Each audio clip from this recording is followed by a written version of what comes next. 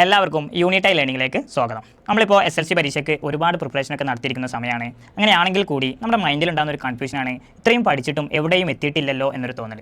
അപ്പോൾ ഇതേപോലെ ഒരു ആശങ്ക ഉണ്ടാകുന്ന സമയത്ത് നമുക്ക് ആകെ ചെയ്ത് നോക്കാൻ പറ്റുന്നത് ഓരോ ചാപ്റ്ററിലെയും ചാപ്റ്റർ വൈസ് ക്വസ്റ്റ്യൻസ് ഡിസ്കസ് ചെയ്യാനുള്ളതാണ്. അപ്പോൾ അതിലൂടെ ഏതെങ്കിലും ഒരു ടോപ്പിക്ക് കിട്ടിയിട്ടില്ലെങ്കിൽ നമുക്കത് ആ ഒരു ഫോക്കസ് ഏരിയ നോക്കി പഠിക്കാനും അതേപോലെ നമ്മുടെ മിസ്റ്റേക്കുകൾ എന്തൊക്കെ ഐഡൻറ്റിഫൈ ചെയ്യാനും സാധിക്കും. അപ്പോൾ നമുക്ക് ഫിസിക്സിലുള്ള 7 ചാപ്റ്റേഴ്സും ചാപ്റ്റർ വൈസ് ആയിട്ടുള്ള മൊഡ്യൂൾ സെക്ഷൻസ് ആണ് നമ്മൾ ഇനി നിങ്ങൾക്ക് അപ്ലോഡ് ചെയ്യാൻ പോകുന്നത്. അതുകൊണ്ട് തന്നെ ഇതുവരെയും ആരും സബ്സ്ക്രൈബ് ചെയ്തിട്ടില്ലെങ്കിൽ ഉടനെ സബ്സ്ക്രൈബ് ചെയ്യുക. നമ്മുടെ ഫിസിക്സിലെ ഫസ്റ്റ് ചാപ്റ്റർ ആയിട്ടുള്ള സൗണ്ട് വേവ്സ് ആണ് നമ്മൾ ഇന്ന് ഡിസ്കസ് ചെയ്യാൻ പോകുന്നത്. അപ്പോൾ ഈ ചാപ്റ്ററിലെ ഇമ്പോർട്ടൻറ്റ് ക്വസ്റ്റ്യൻസും റിലവൻ്റ് ആയിട്ടുള്ള ടോപ്പിക്കുകളും നമ്മൾ വളരെ ക്ലിയർ ആയിട്ട് കംപ്ലീറ്റ് ചെയ്യും. അപ്പോൾ നമുക്ക് ആദ്യം തന്നെ ഒരു ക്വസ്റ്റ്യനിലോട്ടേക്ക് പോകാം. അപ്പോൾ ഒരു ഫസ്റ്റ് ക്വസ്റ്റ്യൻ നോക്കാം. Select the factors that affect the natural frequency of an object. ഒരു ഒബ്ജക്റ്റിൻ്റെ നാച്ചുറൽ ഫ്രീക്വൻസി ഇൻഫ്ലുവൻസ് ചെയ്യുന്ന ഫാക്ടറുകൾ ഏതൊക്കെയെന്ന് തിരഞ്ഞെടുക്കാനാണ് ചോദ്യം. അപ്പോൾ ഇങ്ങനത്തെ ഒരു ക്വസ്റ്റ്യൻ വന്നു കഴിഞ്ഞാൽ ഈ ഒരു ക്വസ്റ്റ്യൻ അറ്റൻഡ് ചെയ്യുന്നതിന് മുമ്പ് നിങ്ങൾ ജസ്റ്റ് ഈ ഒരു കോഡ് പഠിച്ചേക്കുക. ലെൻസ് എന്ന് പറയുന്ന ഒരു കോഡ് പഠിച്ചേക്കുക. അപ്പോൾ ഈ ലെൻസ് എന്ന് പറയുന്ന കോഡിലുള്ള ഓരോ ലെറ്ററും റെപ്രസെൻറ്റ് ചെയ്യുന്നത് ഒരു ഒബ്ജക്റ്റിൻ്റെ നാച്ചുറൽ ഫ്രീക്വൻസി ഇൻഫ്ലുവൻസ് ചെയ്യുന്ന ഫാക്ടറുകളാണ്. അപ്പോൾ എല്ലാം റെപ്രസെൻറ്റ് ചെയ്യുന്നത് ലെങ്ത് ഓഫ് ദി ഒബ്ജക്റ്റ് ആണ്. അതേപോലെ ഈ റെപ്രസെൻറ്റ് ചെയ്യുന്നത് എലാസ്റ്റിസിറ്റി ഓഫ് ദി ഒബ്ജക്റ്റ് ആണ്. ഇനി എന്ന് റെപ്രസെൻറ്റ് ചെയ്യുന്നതോ നാച്ചർ ഓഫ് ദ മെറ്റീരിയൽ. ഇനി ലാസ്റ്റ് ഒരു ഓപ്ഷൻ കൂടി ഉള്ളൂ, അതാണ് എസ് റെപ്രസെൻറ്റ് ചെയ്യുന്നതാണ് സൈസ് ഓഫ് ദി ഒബ്ജക്റ്റ്. അപ്പോൾ ഈ ഒരു കോഡ് പഠിക്കുന്നതിലൂടെ നാച്ചുറൽ ഫ്രീക്വൻസിയുമായി ബന്ധപ്പെട്ട് അതിനെ ഇൻഫ്ലുവൻസ് ചെയ്യുന്ന ഫാക്ടറിൻ്റെ ഏത് ക്വസ്റ്റ്യൻ ചോദിച്ചു കഴിഞ്ഞാലും നമുക്ക് ഐഡൻറ്റിഫൈ ചെയ്യാൻ പറ്റും. അപ്പോൾ ഇതിലെ കറക്റ്റ് ഓപ്ഷൻ എന്ന് പറയുന്നത് ഓപ്ഷൻ 4 ആണ്. All options are correct. അപ്പോൾ ഈ കോഡ് ഓർത്ത് വെക്കുക. നാച്ചുറൽ ഫ്രീക്വൻസിയെ അഫക്റ്റ് ചെയ്യുന്ന ഫാക്ടറുകളെ ഓർക്കാനുള്ള കോഡാണ് ലെൻസ് എന്ന് പറയുന്നത്. ഓക്കെ, ഇനി നമുക്ക് അടുത്തൊരു ക്വസ്റ്റ്യനിലോട്ടേക്ക് പോകാം. The path of a pendulum is depicted. ഒരു പെൻഡുലത്തിൻ്റെ പാത്ത് ഡിപ്പിക്റ്റ് ചെയ്തിട്ടുണ്ട്, ഒരു പിക്ചർ നമുക്ക് തന്നിട്ടുണ്ട്. ഇതിൽ നിന്ന് ഒരു ഓസിലേഷൻ കംപ്ലീറ്റ് ചെയ്യുന്ന കറക്റ്റ് ഓപ്ഷൻ ഏതാണ് എന്നുള്ളതാണ് ചോദ്യം. അപ്പോൾ നമുക്ക് ഓരോ ഓപ്ഷൻസ് നോക്കാം. First one, if it starts from A and returns to A എന്ന് പറഞ്ഞാൽ എന്താണ്? എയിൽ നിന്ന് തുടങ്ങി ആൻഡ് തിരിച്ചെന്തായി എയിലേക്ക് തന്നെ എത്തി. അപ്പോൾ നമുക്കറിയാം ഒരു ഇക്വിലിബ്രിയം പൊസിഷനിൽ two and fro motion complete ആയിട്ടുണ്ടെങ്കിൽ അതിനാണ് നമ്മളൊരു ഓസിലേഷൻ എന്ന് പറയാം. അപ്പോൾ നമ്മുടെ ഫസ്റ്റ് കേസിൽ ഇത് ഒരു ഓസിലേഷൻ കംപ്ലീറ്റ് ചെയ്തിട്ടുണ്ട്. ഇനി നമുക്ക് രണ്ടാമത്തെ ഓപ്ഷൻ നോക്കാം. ഇഫ് ഇറ്റ് സ്റ്റാർട്ട്സ് ഫ്രം ഓയിൽ നിന്നാണ് തുടങ്ങുന്നത് and reaches B and returns to A and returns to O എന്ന് പറഞ്ഞതാ ഓയിൽ നിന്ന് തുടങ്ങി ബിയിലോട്ടേക്ക് എത്തി, തിരിച്ച് എയിലോട്ടേക്ക് പോയി, തിരിച്ച് ഓയിലോട്ടേക്ക് വന്നു. അപ്പം അതും ഒരു കംപ്ലീറ്റ് ഓസിലേഷൻ പൂർത്തീകരിക്കുന്നുണ്ട്, കംപ്ലീറ്റ് ആക്കുന്നുണ്ട്. അതുകൊണ്ട് തന്നെ നമ്മുടെ സെക്കൻഡ് ഓപ്ഷനും കറക്റ്റാണ്. ഇനി നമുക്ക് മൂന്നാമത്തെ ഓപ്ഷൻ നോക്കാം. If it starts from O and reaches B and returns to O എന്നാണ് പറഞ്ഞിട്ടുള്ളത്. ഓയിൽ നിന്ന് തുടങ്ങി ബിയിലോട്ടേക്ക് എത്തി, തിരിച്ച് ഓയിലേക്ക് തന്നെ എത്തി. അപ്പോൾ അതൊരു കംപ്ലീറ്റ് ഓസിലേഷൻ ആകുന്നില്ല. കാരണം എന്താണ്? ടു ആൻഡ് ഫ്രോ മോഷൻ അവിടെ പൂർത്തീകരിക്കുന്നില്ല എന്നുള്ളതാണ്. അതുകൊണ്ട് തന്നെ നമ്മുടെ മൂന്നാമത്തെ ഓപ്ഷൻ റോങ് ആണ്. ഇനി നമുക്ക് ലാസ്റ്റ് ഓപ്ഷൻ നോക്കാം. If it starts from B and returns to B. ബിയിൽ നിന്നാണ് തുടങ്ങുന്നത്, തിരിച്ച് ബിയിലേക്ക് തന്നെ എത്തിയിട്ടുണ്ട്. അപ്പോൾ നമ്മുടെ ആ ഓപ്ഷനും ഒരു കംപ്ലീറ്റ് ഓസിലേഷൻ തീർക്കുന്നുണ്ട്. അതുകൊണ്ട് തന്നെ ഓപ്ഷൻ 1ഉം 2ഉം 4ഉം മാത്രമാണ് കറക്റ്റ്. നമ്മുടെ ആൻസർ കീയിൽ നോക്കുകയാണെങ്കിൽ ഓപ്ഷൻ എ ആണ് ഇവിടെ കറക്റ്റ്. Only 1, 2, 4 are correct. അപ്പോൾ നമ്മുടെ ആൻസർ ഏതാണ് കറക്റ്റ്? ഓപ്ഷൻ എ ആണ് എന്നുള്ളത് ഓർത്ത് വെക്കാം. ഓക്കെ, നമുക്കിനി അടുത്തൊരു ക്വസ്റ്റ്യനിലോട്ട് പോയാലോ? ഇപ്പോൾ അടുത്തൊരു ക്വസ്റ്റ്യൻ നോക്കാം. ക്വസ്റ്റ്യൻ തന്നിട്ടുണ്ട്, സ്റ്റേറ്റ്മെൻറ്റ് റീസൺ ക്വസ്റ്റ്യൻ ആണ്. എപ്പോഴും ശ്രദ്ധിക്കുക, നിങ്ങളുടെ ഒരു 1 മാർക്ക് ക്വസ്റ്റ്യൻ, നിങ്ങളുടെ ഒരു A+ നഷ്ടപ്പെടാൻ കാരണമാകുന്ന 1 മാർക്ക് ക്വസ്റ്റ്യൻ ഉണ്ടാകുന്നത് ഇവിടെയാണ്, സ്റ്റേറ്റ്മെൻറ്റ് റീസൺ ക്വസ്റ്റ്യൻ. തീർച്ചയായും ഈ ഒരു ക്വസ്റ്റ്യൻ നമ്മൾ നല്ലോണം കൺഫ്യൂഷൻ ആക്കും. 2 പോയിന്റുകളെ കുറിച്ചും വ്യക്തമായ ധാരണ ഉണ്ടെങ്കിൽ മാത്രമേ നമുക്ക് കറക്റ്റ് ആൻസറിലേക്ക് എത്താൻ പറ്റുള്ളൂ. അതുകൊണ്ട് തന്നെ തീർച്ചയായും ക്വസ്റ്റ്യൻ നല്ല രീതിയിൽ വായിച്ചതിന് ശേഷം മാത്രം അറ്റൻഡ് ചെയ്യുക. ക്വസ്റ്റ്യനിലോട്ടേക്ക് പോകാം. When the length of the string of a simple pendulum is reduced, the number of oscillation increases. അപ്പോൾ ഈ ഒരു സ്റ്റേറ്റ്മെൻറ്റ് നമുക്ക് ചോദിക്കുന്നത് തന്നെ ലെങ്ത് ഓഫ് പെൻഡുലവും അതുപോലെ ഫ്രീക്വൻസി തമ്മിലുള്ള റിലേഷനാണ്. അപ്പോൾ നമ്മൾ പഠിച്ചതാണ് ലെങ്ത് ഓഫ് പെൻഡുലം. അപ്പോൾ ഞാൻ ജസ്റ്റ് പിയിൽ എന്നിട്ടിരിക്കുന്നത് നിങ്ങൾക്ക് ഐഡിയ ഇട്ടാൻ വേണ്ടിയിട്ടാണ്. Length of pendulum inversely proportional to 1/f എന്നുള്ളത് ഓർത്തുക. എന്ന് പറഞ്ഞാൽ എന്താണ്? ലെങ്ത് ഓഫ് പെൻഡുലം കൂടുമ്പോൾ ഫ്രീക്വൻസി എന്ന് പറയുന്നത് എന്ത് ചെയ്യും? കുറയും. ഇനി നേരെ തിരിച്ചാണെങ്കിലോ, ഫ്രീക്വൻസി കൂടുകയാണെങ്കിൽ അതിനർത്ഥം എന്താണ്? ലെങ്ത് ഓഫ് പെൻഡുലം കുറഞ്ഞിട്ടുണ്ടാകും എന്നുള്ളതാണ്. അപ്പോൾ ഈ ഒരു റിലേഷൻ അറിയുമെങ്കിൽ നിങ്ങൾക്ക് വളരെ ഈസി ആയിട്ട് ഇതുമായി ബന്ധപ്പെട്ടുള്ള ഏത് ക്വസ്റ്റിനും അറ്റൻഡ് ചെയ്യാൻ പറ്റും. അപ്പോൾ നമുക്ക് നോക്കാം. When the length of the string of A simple pendulum is reduced എന്ന് പറഞ്ഞു കഴിഞ്ഞാൽ സിമ്പിൾ പെൻഡുലത്തിൻ്റെ ലെങ്ത് എന്ന് പറയുന്നത് കുറഞ്ഞിട്ടുണ്ട്. അപ്പോൾ സ്വാഭാവികമായിട്ടും അത് കുറഞ്ഞിട്ടുണ്ടെങ്കിൽ നമ്പർ ഓഫ് ഓസിലേഷൻ ഇൻക്രീസസ് എന്ന് പറഞ്ഞാൽ ഫ്രീക്വൻസി, നമ്പർ ഓഫ് ഓസിലേഷൻ കൂടി കഴിഞ്ഞാൽ സ്വാഭാവികമായിട്ട് എന്ത് കൂടും? ഫ്രീക്വൻസി കൂടും. അപ്പോൾ നമ്മുടെ ഈ റിലേഷൻ വെച്ച് നോക്കുകയാണെങ്കിൽ അത് കറക്റ്റാണ്. അപ്പോൾ നമ്മുടെ സ്റ്റേറ്റ്മെൻറ്റ് കറക്റ്റാണ് എന്നുള്ളത് നമുക്ക് കിട്ടിയിട്ടുണ്ട്. ഇനി നമുക്ക് അതിൻ്റെ റീസണിലോട്ടേക്ക് പോകാം. റീസൺ എന്താണെന്ന് നോക്കാം. When the length of the pendulum increases, length of the pendulum increases, frequency decreases. അപ്പോൾ ആ സ്റ്റേറ്റ്മെൻറ്റ് നമ്മളിപ്പോൾ പറഞ്ഞ അതേ സ്റ്റേറ്റ്മെൻറ്റാണ് പറയുന്നത്. ലെങ്ത് ഓഫ് പെൻഡുലം ഇൻക്രീസ് ചെയ്യുന്നു, ലെങ്ത് ഓഫ് പെൻഡുലം ഇൻക്രീസ് ചെയ്യുന്നു. ആ സമയത്ത് എന്ത് സംഭവിക്കുന്നു? ഫ്രീക്വൻസി ഡിക്രീസസ്, ഫ്രീക്വൻസി എന്ത് ചെയ്യുന്നു? കുറയുന്നു. അപ്പോൾ ഇതിൽ നിന്ന് മനസ്സിലാക്കാം നമ്മുടെ സ്റ്റേറ്റ്മെൻറ്റും കറക്റ്റാണ്, റീസണും കറക്റ്റാണ്. അതേപോലെ റീസൺ നമ്മുടെ സ്റ്റേറ്റ്മെൻറ്റിനെ എക്സ്പ്ലെയിൻ ചെയ്യുന്നു. അപ്പോൾ കറക്റ്റ് ഓപ്ഷൻ എന്ന് പറയുന്നത് ഓപ്ഷൻ എ ആണ് എന്നുള്ളത് ഓർത്തുവെക്കുക. അപ്പോൾ ഈ ഒരു ക്വസ്റ്റ്യനിൽ നിങ്ങൾ നിർബന്ധമായും പഠിച്ചു വെക്കേണ്ട ഇത്രയേ ഉള്ളൂ. നമ്മുടെ പെൻഡുലത്തിൻ്റെ ലെങ്ത് എന്ന് പറയുന്നത് ഇൻവേഴ്സ്ലി പ്രൊപ്പോർഷണൽ ടു ഫ്രീക്വൻസിയാണ്. ഈ ഒരു റിലേഷൻ പഠിച്ചു വെച്ചാൽ നിങ്ങൾക്ക് അതുമായി ബന്ധപ്പെട്ട ഒരു മാർക്കും നഷ്ടപ്പെടില്ല എന്നുള്ളത് ഓർത്തുക. ഇനി നമുക്ക് അടുത്തൊരു ക്വസ്റ്റ്യനിലോട്ടേക്ക് നീങ്ങാം. Pick out the correct option that is suitable for transverse wave. Transverse വേവുമായി ബന്ധപ്പെട്ട് താഴെ തന്നിരിക്കുന്ന ഓപ്ഷനിൽ കറക്റ്റ് തിരഞ്ഞെടുക്കാനാണ് പറഞ്ഞിട്ടുള്ളത്. അപ്പോൾ നിങ്ങൾക്ക് ഓർമ്മയിൽ വേണം ട്രാൻസ്വേഴ്സ് വേവും അതേപോലെ ലോങ്ങിറ്റ്യൂഡിനൽ വേവും തമ്മിലുള്ള ഡിഫറൻസ് അറിഞ്ഞിരിക്കണം. ഓക്കെ, അപ്പോൾ ഇതിൽ നമുക്ക് നോക്കാം ട്രാൻസ്വേഴ്സ് വേവ്, ഇവിടെ മൈക്രോവേവ്, റേഡിയോ വേവ്, അതുപോലെ ലൈറ്റ് വേവ്, ഇവ മൂന്നാളെയും നമുക്ക് ട്രാൻസ്വേഴ്സ് വേവ് ആയിട്ട് കൺസിഡർ ചെയ്യാം. കാരണം അവയുടെ മൂവ്മെൻറ്റ് എന്ന് പറയുന്നത് എങ്ങനെയാണ്, perpendicular to the direction of propagation of wave ആണ്. അപ്പോൾ അത് പെർപെൻഡിക്കുലർ ആണ്. എന്നാൽ ഇവിടെ നമുക്കൊരു ഓപ്ഷൻ മാത്രം തന്നിട്ടുണ്ട്, സൗണ്ട് വേവ് എന്ന് പറയുന്നത്. സൗണ്ട് വേവ് മാത്രം അതിൻ്റെ പ്രൊപ്പഗേഷൻ എങ്ങനെയായിരിക്കും ഉണ്ടാവുക, ലോങ്ങിറ്റ്യൂഡിനലായിട്ടാണ് മൂവ് ചെയ്യുന്നത്, അഥവാ പാരലായിട്ടായിരിക്കും അതിൻ്റെ മൂവ്മെൻറ്റ് ഉണ്ടാവുക. അപ്പോൾ പാരലൽ മൂവ്മെൻറ്റ് ഉള്ളത് കൊണ്ട് തന്നെ ഇവയിൽ ട്രാൻസ്വേഴ്സ് അല്ലാത്തത് സൗണ്ട് വേവ് ആണ്. അപ്പോൾ ഇതിൽ കറക്റ്റ് ഓപ്ഷൻ എന്ന് പറയുന്നത് ഓപ്ഷൻ 1, 2, 3 എന്ന് പറയുന്ന ഓപ്ഷൻ എ ആണ്. അപ്പോൾ ഇതേപോലെ ക്വസ്റ്റ്യൻസ് വന്നു കഴിഞ്ഞാൽ അവയുടെ മൂവ്മെൻറ്റ് എങ്ങനെയാണെന്നുള്ളത് തിരിച്ചറിഞ്ഞ് അവയുടെ ഡിഫറൻസ് കണ്ടെത്തിയിട്ട് വേണം നിങ്ങൾ ആൻസറിലേക്ക് കടക്കാൻ. ഇനി നമുക്ക് അടുത്തൊരു ക്വസ്റ്റ്യനിലോട്ടേക്ക് പോകാം. ഈ ഒരു ക്വസ്റ്റ്യൻ ശ്രദ്ധിക്കുക. Graphic representation of a wave is given. ഒരു വേവിൻ്റെ ഗ്രാഫിക്കൽ റെപ്രസെൻറ്റേഷൻ തന്നിട്ടുണ്ട്. Choose the one that does not. ഓർമ്മയിൽ വേണം, ക്വസ്റ്റ്യനിൽ ഡസ് നോട്ട് എന്നുള്ളത് ചോദിച്ചു കഴിഞ്ഞാൽ ഡസ് എഴുതി വെക്കരുത്. നല്ലോണം ക്വസ്റ്റ്യൻ വായിച്ചതിന് ശേഷം മാത്രം അറ്റൻഡ് ചെയ്യുക. ഡസ് നോട്ട് എന്ന് പറഞ്ഞാൽ അല്ലാത്തത് ഏത് എന്നുള്ളതാണ്. അപ്പോൾ നമുക്ക് നോക്കാം A to E. അപ്പോൾ നോക്കുക A to E എന്ന് പറഞ്ഞാൽ ഇവിടെ മുതൽ ഇവിടം വരെയുള്ള ഡിസ്റ്റൻസ് ആണ്. അപ്പോൾ നമുക്കറിയാം ഒരു വേവ് ലെങ്ത്തിൻ്റെ ഒരു ഡെഫിനിഷനാണ്, it is the distance travelled by the wave to complete one oscillation. അപ്പോൾ നോക്കുക ഇതൊരു ഓസിലേഷനാണ്. ഈ ഓസിലേഷൻ കവർ ചെയ്യാൻ ഒരു വേവ് ട്രാവൽ ചെയ്ത ഡിസ്റ്റൻസിന് നമ്മൾ ലാംഡ എന്ന് പറയാറുണ്ട്. അപ്പോൾ നമ്മുടെ A to E എന്ന് പറയുന്നത് എന്താണ്, ഒരു വേവ് ലെങ്ത്തിനെ റെപ്രസെൻറ്റ് ചെയ്യുന്ന ലെറ്റേഴ്സാണ്. ഇനി നമുക്ക് രണ്ടാമത് നോക്കാം. B to E ആണ് തന്നിട്ടുള്ളത്. അപ്പോൾ B to E എന്ന് പറഞ്ഞു കഴിഞ്ഞാൽ ഈ പോയിന്റ് മുതൽ ഇവിടെ വരെയുള്ള ഡിസ്റ്റൻസ് ആണ്. അപ്പോൾ നമുക്ക് അതിൽ തന്നെ മനസ്സിലാക്കാൻ പറ്റും B to E എന്ന് പറയുന്നത് ഒരു കംപ്ലീറ്റ് ഓസിലേഷൻ അല്ല എന്നുള്ളത്. അപ്പോൾ B to E എന്ന് പറയുന്ന ഓപ്ഷൻ റോങ് ആണെന്നുള്ളത് ഓർത്ത് വെക്കാം. ഇനി നമുക്ക് അടുത്ത ഓപ്ഷനിലോട്ടേക്ക് പോകാം. C to G നമ്മൾ നോക്കുന്ന സമയത്ത് ഈ പോയിൻറ്റും അതേപോലെ ഈ പോയിൻറ്റും ഇവ തമ്മിൽ സെയിം ഫേസ് ഓഫ് വൈബ്രേഷനാണ്. അപ്പോൾ സെയിം ഫേസ് ഓഫ് വൈബ്രേഷനിലുള്ള പാർട്ടിക്കിൾസ് തമ്മിലുള്ള ഡിസ്റ്റൻസും ലാംഡയാണ് വേവ് ലെങ്ത് എന്നുള്ളത് നമ്മൾ പഠിച്ചിട്ടുണ്ട്. അപ്പോൾ നമ്മുടെ ഓപ്ഷൻ സി എന്ന് പറയുന്നതും ഒരു വേവ് ലെങ്ത് ആണ്. ഇനി നമുക്ക് ഓപ്ഷൻ ഡി നോക്കാം. ഓപ്ഷൻ ഡി പറയുന്നത് എന്താണ്, D to H. ഡി എന്ന് പറയുന്ന പോയിന്റ് ഇതാണ്, H എന്ന് പറയുന്ന പോയിന്റ് ഇതാണ്. അപ്പോൾ distance between two consecutive crest or trough is called wavelength നമ്മൾ പഠിച്ചിട്ടുണ്ട്. ഈ കേസിൽ ഡിസ്റ്റൻസ് ബിറ്റ്വീൻ ടു കോൺസെക്യൂട്ടീവ് ടഫാണ് വന്നിട്ടുള്ളത്. അതുകൊണ്ട് തന്നെ ഇതും വേവ് ലെങ്ത് ആണ് എന്നുള്ളത് ഓർത്ത് വെക്കാം. അപ്പോൾ ഇവിടെ അതേപോലെ വേറൊരു വേവ് ലെങ്ത്തിനെ റെപ്രസെൻറ്റ് ചെയ്യുന്ന പോയിന്റുകൾ എന്ന് പറയുന്നത് ഏതൊക്കെയാണ്, ഈ എഫും അതേപോലെ ബിയും. കാരണം അത് രണ്ടും distance between two consecutive crest ആണ് എന്നുള്ളത് ഓർത്ത് വെക്കാം. അപ്പോൾ ഇവിടെ അല്ലാത്തത് ഏത് എന്നാണ് ചോദിച്ചുള്ളത്. അപ്പോൾ നമ്മുടെ കറക്റ്റ് ഓപ്ഷൻ എന്ന് പറയുന്നത് B to E എന്ന് പറയുന്ന സെക്കൻഡ് ഓപ്ഷനാണ്. അപ്പോൾ അത് ക്ലിയർ ആയെന്ന് വിചാരിക്കുന്നു. നമുക്ക് അടുത്ത ക്വസ്റ്റിലേക്ക് പോകാം. അതിന് മുമ്പ് ഓർമ്മയിൽ വേണം, നമ്മുടെ വേവ് ലെങ്ത്തിന് 4ഓളം ഡെഫിനിഷൻ നമ്മുടെ ടെക്സ്റ്റ് ബുക്കിൽ കൊടുത്തിട്ടുണ്ട്. ആ 4 ഡെഫിനിഷനും അറിഞ്ഞിട്ടില്ല എങ്കിൽ ഇതേപോലെ ഒരു ഗ്രാഫിക്കൽ പിക്ചർ തന്നു കഴിഞ്ഞാൽ നിങ്ങൾക്ക് അതിൽ നിന്ന് ആൻസർ കണ്ടെത്താൻ ബുദ്ധിമുട്ടായിരിക്കും. അപ്പോൾ ആ 4 ഡെഫിനിഷനും നിർബന്ധമായിട്ടും പഠിക്കുക. ഇനി നമുക്ക് അടുത്തൊരു ക്വസ്റ്റിനിലോട്ടേക്ക് പോകാം. അപ്പോൾ ഇതും വേവുമായി ബന്ധപ്പെട്ടുള്ള ഒരു ക്വസ്റ്റ്യനാണ്. ഇതേപോലത്തെ ക്വസ്റ്റ്യൻസ് വളരെ ശ്രദ്ധയോടുകൂടി മാത്രം അറ്റൻഡ് ചെയ്യുക. അപ്പോൾ നമുക്ക് ക്വസ്റ്റ്യനിലോട്ടേക്ക് കിടക്കാം. The time taken by the wave shown in the figure to travel from A to B is 0.3 second. അപ്പോൾ നമുക്ക് 2 വേവ് വന്നിട്ടുണ്ട്. ഇതൊരു വേവാണ്, ഇതൊരു വേവാണ്. അപ്പോൾ ഇവ രണ്ടും ട്രാവൽ ചെയ്ത ടൈം എന്ന് പറയുന്നത് 0.3 സെക്കൻഡ് എന്നും നമുക്ക് തന്നിട്ടുണ്ട്. അത് ഓർമ്മയിൽ വേണം. രണ്ടും ട്രാവൽ ചെയ്ത ഡിസ്റ്റൻസ് എന്ന് പറയുന്നത് എന്താണ്, സെയിം ഡിസ്റ്റൻസും സെയിം ആണ്, അതേപോലെ ഇവിടെ ടൈമും സെയിം ആണ്. എങ്ങനെയാണ് ഡിസ്റ്റൻസ് സെയിം ആയത് നമ്മൾ കണ്ടെത്തിയത്? ഇവിടെ ഈ പിക്ചറിൽ നോക്കാം. ഇവിടെ ഡിസ്റ്റൻസ് ട്രാവൽ ചെയ്ത അവസാനത്തെ വാല്യൂ എന്ന് പറയുന്നത് 12 ആണ്. സിമിലർലി രണ്ടാമത്തെ B ഫിഗറിലും അവസാനത്തെ ഡിസ്റ്റൻസ് തന്നിരിക്കുന്നത് എത്രയാണ്, 12 ആണ്. അപ്പോൾ അതിൽ നിന്ന് മനസ്സിലാക്കാം ഡിസ്റ്റൻസ് ഇതിൽ സെയിം ആണ്. സിമിലർലി ഇതിൽ വേറൊരാളും കൂടി സെയിം ആണ്, എന്താണ്, ടൈം എന്ന് പറയുന്നതും സെയിം ആണ്. അപ്പോൾ ക്വസ്റ്റ്യൻ അതൊന്നുമല്ല, which of the following is the same for both waves. ഈ 2 പിക്ചറിൽ ഈ 2 വേവിലും ഒരേപോലെ സെയിം വാല്യൂ ഉള്ള കോൺസെപ്റ്റുകൾ ഏതൊക്കെയാണ് എന്നുള്ളതാണ് ചോദിച്ചത്. അപ്പോൾ നമുക്ക് ഓരോന്നായിട്ട് ചെയ്യാം. ഫസ്റ്റ് നോക്കാം, വേവ് സ്പീഡ്. അപ്പോൾ നമുക്കറിയാവുന്ന ഒരു കാര്യമാണ്, സ്പീഡിൻ്റെ ഇക്വേഷനാണ് speed equal to distance by time. അപ്പോൾ നമ്മൾ ഫസ്റ്റത്തെ കേസിലും സെക്കൻഡ് കേസിലും നോക്കുകയാണെങ്കിൽ രണ്ടിലും ഡിസ്റ്റൻസ് എന്ന് പറയുന്നത് 12 ആണ്, ടൈം എന്ന് പറയുന്നത് 0.3 ആണ്. എന്ന് പറഞ്ഞു കഴിഞ്ഞാൽ വേവ് സ്പീഡ് 2 കേസിലും സെയിം ആണ്. ഓക്കെ, എന്നാൽ വേവ് ലെങ്ത് നോക്കാം. ഫസ്റ്റത്തെ ഓപ്ഷനിൽ വേവ് ലെങ്ത് എന്ന് പറഞ്ഞാൽ ഈ ഒരു കേസിൽ വേവ് ലെങ്ത് ലാംഡ എന്ന് പറയുന്നത് 4 ആണ്. ഈ ഒരു കേസിൽ ലാംഡ എന്ന് പറയുന്നത് 4 ആണ്. എന്നാൽ ഈ കേസിൽ ലാംഡ എന്ന് പറയുന്നത് 2 ആണ്. അത് നമ്മൾ എങ്ങനെ മനസ്സിലാക്കുന്നത്, distance travelled by the wave to complete one oscillation. അപ്പോൾ ഈ ഒരു കേസിൽ 4 ആണ്, ഈ ഒരു കേസിൽ എന്താണ് 2 ആണ്. അപ്പോൾ അതിൽ നമുക്ക് മനസ്സിലാക്കാം നമ്മുടെ ഫസ്റ്റ് ഓപ്ഷൻ എന്ന് പറയുന്നത് റോങ് ആണ്. കാരണം നമുക്ക് ക്വസ്റ്റിനെ ചോദിച്ചിട്ടുണ്ടെന്നാണ്, which following is the same for both waves. രണ്ടും സെയിം ആവണം. ക്ലിയർ ആണല്ലോ. അപ്പോൾ നമുക്ക് രണ്ടാമത്തെ ഓപ്ഷനിലോട്ടേക്ക് പോകാം. രണ്ടാമത്തെ ഓപ്ഷൻ ഫ്രീക്വൻസി ആൻഡ് ആംപ്ലിറ്റ്യൂഡ്. അപ്പോൾ നമുക്ക് ആംപ്ലിറ്റ്യൂഡ് ജസ്റ്റ് ഒന്ന് നോക്കിയേക്കാം. ആംപ്ലിറ്റ്യൂഡ് എന്ന് പറഞ്ഞാൽ എന്താണ്, ഒരു maximum displacement to one side is called amplitude. അപ്പോൾ ഈ കേസിൽ നോക്കുകയാണെങ്കിൽ ഇവിടുത്തെ ആംപ്ലിറ്റ്യൂഡ് എന്ന് പറയുന്നത് 2 ആണ്. അതേപോലെ ഈ കേസിൽ നോക്കുകയാണെങ്കിലും ഇവിടുത്തെ ആംപ്ലിറ്റ്യൂഡ് എന്ന് പറയുന്നത് 2 ആണ്. അപ്പോൾ ആംപ്ലിറ്റ്യൂഡ് എന്ന് പറയുന്ന ഫാക്ടർ ശരിയാണ്, എന്നാൽ അതിൻ്റെ കൂടെയുള്ള ഫ്രീക്വൻസി നോക്കണം. അപ്പോൾ ഫ്രീക്വൻസി നമ്മൾ നോക്കുകയാണെങ്കിൽ നമുക്ക് ഈ പിക്ചറിൽ നിന്ന് തന്നെ മനസ്സിലാവും, നമ്മുടെ രണ്ടാമത്തെ ഫിഗറിൽ നമ്പർ ഓഫ് ഓസിലേഷൻസ് കൂടുതലാണ്. നമ്മുടെ A ഫിഗർ നോക്കുകയാണെങ്കിലോ നമ്പർ ഓഫ് ഓസിലേഷൻസ് കുറവാണ്. അതുകൊണ്ട് തന്നെ ഇതിലുള്ള ഫ്രീക്വൻസി എന്ന് പറയുന്നത് ഈ 2 വേവിലും സെയിം ആകില്ല. എന്ന് പറഞ്ഞു കഴിഞ്ഞാൽ നമ്മുടെ രണ്ടാമത്തെ ഓപ്ഷൻ എന്താണ്, റോങ് ആണ്. ഇനി നമുക്ക് മൂന്നാമത്തെ ഓപ്ഷനിലോട്ടേക്ക് കിടക്കാം.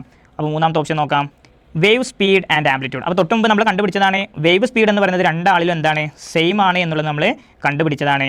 അതുകൊണ്ട് തന്നെ വേവ് സ്പീഡ് ഉണ്ടാവും. അതേപോലെ നമ്മൾ ഈ ഒരു ഫിഗർ ചെയ്ത സമയത്ത് ആംപ്ലിറ്റ്യൂഡ് എന്ന് പറയുന്നതും സെയിം ആണെന്ന് കണ്ടുപിടിച്ചതാണ്. അപ്പോൾ നമ്മുടെ ഓപ്ഷൻ സി കറക്റ്റ് ആണ് എന്നുള്ളത് ഓർത്ത് വെക്കുക. ഇനി ഓപ്ഷൻ ഡി നമുക്ക് ജസ്റ്റ് ഒന്ന് നോക്കാം. വേവ് ലെങ്ത് നമുക്കറിയാം, വേവ് ലെങ്ത് എന്ന് പറഞ്ഞാൽ ഇതിൽ 4ഉം ഇതിൽ 2 ആണ്. അതുകൊണ്ട് തന്നെ ആ ഓപ്ഷൻ തെറ്റാണ്. അപ്പോൾ കറക്റ്റ് ഓപ്ഷൻ എന്ന് പറയുന്നത് നമ്മുടെ ഓപ്ഷൻ ബി ആണ് എന്നുള്ളത്, ഓപ്ഷൻ ബി അല്ല, ഓപ്ഷൻ സി ആണ് എന്നുള്ളത് ഓർത്തുക. കാരണം വേവ് സ്പീഡ് സെയിം ആണ്, അതേപോലെ ആംപ്ലിറ്റ്യൂഡും സെയിം ആണ്. അപ്പോൾ അത് മനസ്സിലായെന്ന് വിചാരിക്കുന്നു. അപ്പോൾ നിങ്ങൾക്ക് ഈ ഒരു ക്വസ്റ്റ്യൻ കിട്ടിയാൽ നിങ്ങൾ നിർബന്ധമായും ശ്രദ്ധിക്കേണ്ട കാര്യം എന്ന് പറയുന്നത് ഈ വേവ് സ്പീഡ് സെയിം ആണോ എന്ന് കണ്ടുപിടിക്കാൻ ഒരു കൺഫ്യൂഷൻ ഉണ്ടാവും. അപ്പോൾ നിങ്ങൾ ആകെ അത്രയും നോക്കണ്ടുള്ളൂ. രണ്ട് വേവും ട്രാവൽ ചെയ്ത ടൈം എന്ന് പറയുന്നത് സെയിം ആണെന്നും അതേപോലെ രണ്ടും ട്രാവൽ ചെയ്തിരിക്കുന്ന ഡിസ്റ്റൻസും സെയിം ആണ് എങ്കിൽ അവിടെ വേവ് സ്പീഡ് എന്തായിരിക്കും? സെയിം ആയിരിക്കും. അപ്പോൾ ഇവിടെയുള്ള വാല്യൂയും അതേപോലെ അവിടെ ട്രാവൽ ചെയ്ത ടൈമിൻ്റെ വാല്യൂം കമ്പയർ ചെയ്ത് കഴിഞ്ഞാൽ വേവ് സ്പീഡ് കിട്ടും. പിന്നെ ബാക്കിയുള്ളതൊക്കെ നമുക്ക് ഗ്രാഫിക്കൽ റെപ്രസെൻറ്റേഷനിൽ നിന്ന് വളരെ ഈസിലി നോട്ട് ചെയ്യാൻ സാധിക്കുന്നതാണ്. അപ്പോൾ ഈ ക്വസ്റ്റ്യൻ മനസ്സിലായെന്ന് വിചാരിക്കുന്നു. നമുക്കിനി അടുത്ത ക്വസ്റ്റ്യനിലോട്ടേക്ക് പോകാം. ഓക്കെ, വളരെ സിമ്പിൾ ആയിട്ടുള്ള ഒരു ക്വസ്റ്റ്യൻ ആണ്. പക്ഷേ സ്റ്റേറ്റ്മെൻറ്റ് റീസൺ ക്വസ്റ്റ്യൻ ആയതുകൊണ്ട് തന്നെ നിങ്ങൾ നിർബന്ധമായിട്ടും ക്വസ്റ്റ്യൻ നല്ലോണം വായിച്ചതിന് ശേഷം മാത്രം എഴുതുക. The sound of the Galton whistle cannot be heard by human. അപ്പോൾ ആദ്യം എന്താണ് ഗാൾട്ടൺ വിസിൽ എന്നുള്ളത് ഓർമ്മ വേണം. ഗാൾട്ടൺ വിസിൽ എന്ന് പറഞ്ഞു കഴിഞ്ഞാൽ ഡോഗ്സിനെ ട്രെയിൻ ചെയ്യാൻ ഉപയോഗിക്കുന്ന ഒരു വിസിലാണ് നമ്മൾ എന്ത് പറയുക? ഗാൾട്ടൺ വിസിൽ എന്ന് പറയാം. ആ ഗാൾട്ടൺ വിസിലിൻ്റെ ഫ്രീക്വൻസി റേഞ്ചും നമുക്ക് നിർബന്ധമായിട്ട് അറിഞ്ഞിരിക്കണം. നമ്മുടെ ടെക്സ്റ്റ് ബുക്കിൽ കൊടുത്തിട്ടുണ്ട്. അത് 30,000 ഹേർട്സ് ആണ്, അഥവാ 30 കിലോ ഹേർട്സ് എന്ന് പറയുന്ന വാല്യൂ ആണ്. അപ്പോൾ ആ വാല്യൂ നിർബന്ധമായും അറിഞ്ഞിരിക്കണം. കാരണം ഈ ഒരു ക്വസ്റ്റ്യൻ്റെ ആൻസർ പോലുള്ളത് ആ വാല്യൂവിലാണ്. ഇനി നമുക്ക് റീസൺ എന്താ നോക്കാം. The Galton whistle producers infrasonic sound. അപ്പോൾ ഇൻഫ്രാസോണിക് സൗണ്ടാണ് ഗാൾട്ടൺ വിസിൽ പ്രൊഡ്യൂസ് ചെയ്യുന്നത് എന്നുള്ളതാണ് പറയുന്നത്. അപ്പോൾ ഇതിൻ്റെ ആൻസറിലേക്ക് നമ്മൾ എത്തുന്നതിന് മുമ്പ് വളരെ ഡീറ്റെയിൽ ആയിട്ട് നമ്മൾ ഈ ഒരു കോൺസെപ്റ്റ് അറിഞ്ഞിരിക്കണം. നമുക്കറിയാം ഹ്യൂമൻ ഓഡിബിലിറ്റി റേഞ്ച് എന്ന് പറയുന്നത് 20 ഹേർട്സ് ടു 20 കിലോ ഹേർട്സ് എന്ന് പറയുന്ന വാല്യൂ ആണ്. അപ്പോൾ ഈ 20 ഹേർട്സിന് താഴെയുള്ള വാല്യൂവിനാണ് നമ്മൾ ഇൻഫ്രാസോണിക് എന്ന് പറയാറ്. 20 ഹേർട്സിന് താഴെയുള്ള വാല്യൂവിനാണ് നമ്മൾ ഇൻഫ്രാസോണിക് എന്ന് പറയാറ്. ഇനി 20,000 ഹേർട്സിന് മുകളിലുള്ള വാല്യൂവിനാണ് നമ്മൾ എന്ത് പറയാറ്? അൾട്രാസോണിക് എന്ന് പറയാറ്. അപ്പോൾ നമ്മുടെ ഓപ്ഷനിൽ ഗാൾട്ടൺ വിസിലിൻ്റെ റേഞ്ച് എന്ന് പറയുന്നത് 30,000 ഹേർട്സ് ആണ്. അപ്പോൾ ഈ 30,000 ഹേർട്സ് എന്ന് പറയുന്നത് 20 കിലോ ഹേർട്സിനേക്കാൾ മുകളിലാണ്. അതുകൊണ്ട് തന്നെ ഈ ഒരു റീസണിൽ the Galton whistle producers infrasonic എന്ന് പറഞ്ഞിട്ടുണ്ട്. അപ്പോൾ ആ സ്റ്റേറ്റ്മെൻറ്റ് എന്താണ്? തെറ്റാണ്. കാരണം എന്താണ്? അത് പ്രൊഡ്യൂസ് ചെയ്യുന്നത് അൾട്രാസോണിക് ആണ്. അപ്പോൾ അതിൽ നിന്ന് മനസ്സിലാക്കുക, നമ്മുടെ റീസൺ ഇത് കറക്റ്റാണ്, സ്റ്റേറ്റ്മെൻറ്റ് കറക്റ്റാണ്, എന്നാൽ റീസൺ റോങ് ആണ്. അപ്പോൾ നമ്മുടെ കറക്റ്റ് ഓപ്ഷൻ എന്ന് പറയുന്നത് ഓപ്ഷൻ സി ആണ് എന്നുള്ളത് ഓർത്തുക. അപ്പോൾ ഓപ്ഷൻ സി ആണ് നമ്മുടെ കറക്റ്റ് ആൻസർ. അപ്പോൾ ഈ ക്വസ്റ്റ്യൻ മനസ്സിലായി എന്ന് വിചാരിക്കുന്നു. അപ്പോൾ ഹ്യൂമൻ ഓഡിബിലിറ്റി റേഞ്ച് എന്ന് പറയുന്ന 20 ഹേർട്സും 20 കിലോ ഹേർട്സും ആണ് എന്നുള്ളത് ഓർക്കുക. 20 ഹേർട്സിന് താഴെയുള്ള വാല്യൂസ് അതുമായി ബന്ധപ്പെട്ടുള്ള വേവിന് നമ്മൾ ഇൻഫ്രാസോണിക് എന്നും, എന്നാൽ 20,000 മുകളിലുള്ളവയ്ക്ക് നമ്മൾ അൾട്രാസോണിക് എന്നും പറയും എന്നുള്ളതും ഓർത്ത് വെക്കുക. ഓക്കെ, നമുക്കിനി അടുത്തൊരു ക്വസ്റ്റ്യനിലോട്ടേക്ക് പോകാം. അടുത്തൊരു ക്വസ്റ്റ്യനാണ് pick out the odd one justify your answer എന്നാണ് പറഞ്ഞിട്ടുള്ളത്. അപ്പോൾ ഇവിടെ ശ്രദ്ധിക്കുക, നമുക്ക് ഫസ്റ്റത്തെ ഓപ്ഷൻ നോക്കാം റെസണൻസ്, രണ്ടാമത്തെ ഓപ്ഷൻ നോക്കാം റിവർബറേഷൻ, മൂന്നാമത്തെ ഓപ്ഷൻ നോക്കാം എക്കോ, നാലാമത്തെ ഓപ്ഷൻ നോക്കാം മൾട്ടിപ്പിൾ റിഫ്ലക്ഷൻ. അപ്പോൾ നമുക്ക് പുറകോട്ടേക്ക് വരാം. അപ്പോൾ മൾട്ടിപ്പിൾ റിഫ്ലക്ഷൻ എന്ന് പറയുന്ന ഈ ഒരു കോൺസെപ്റ്റിൽ ഇവിടെ ശരിക്കും എന്താണ് അവിടെ വർക്ക് ചെയ്യുന്നത്? റിഫ്ലക്ഷൻ എന്ന് പറയുന്ന ഒരു സയൻറ്റിഫിക് ഫിനോമിനാണ് ഇതിൻ്റെ ഉള്ളിലുണ്ട്. ഇനി നമുക്ക് എക്കോ നോക്കാം. എക്കോ എന്ന് പറഞ്ഞു കഴിഞ്ഞാൽ എന്താണ്?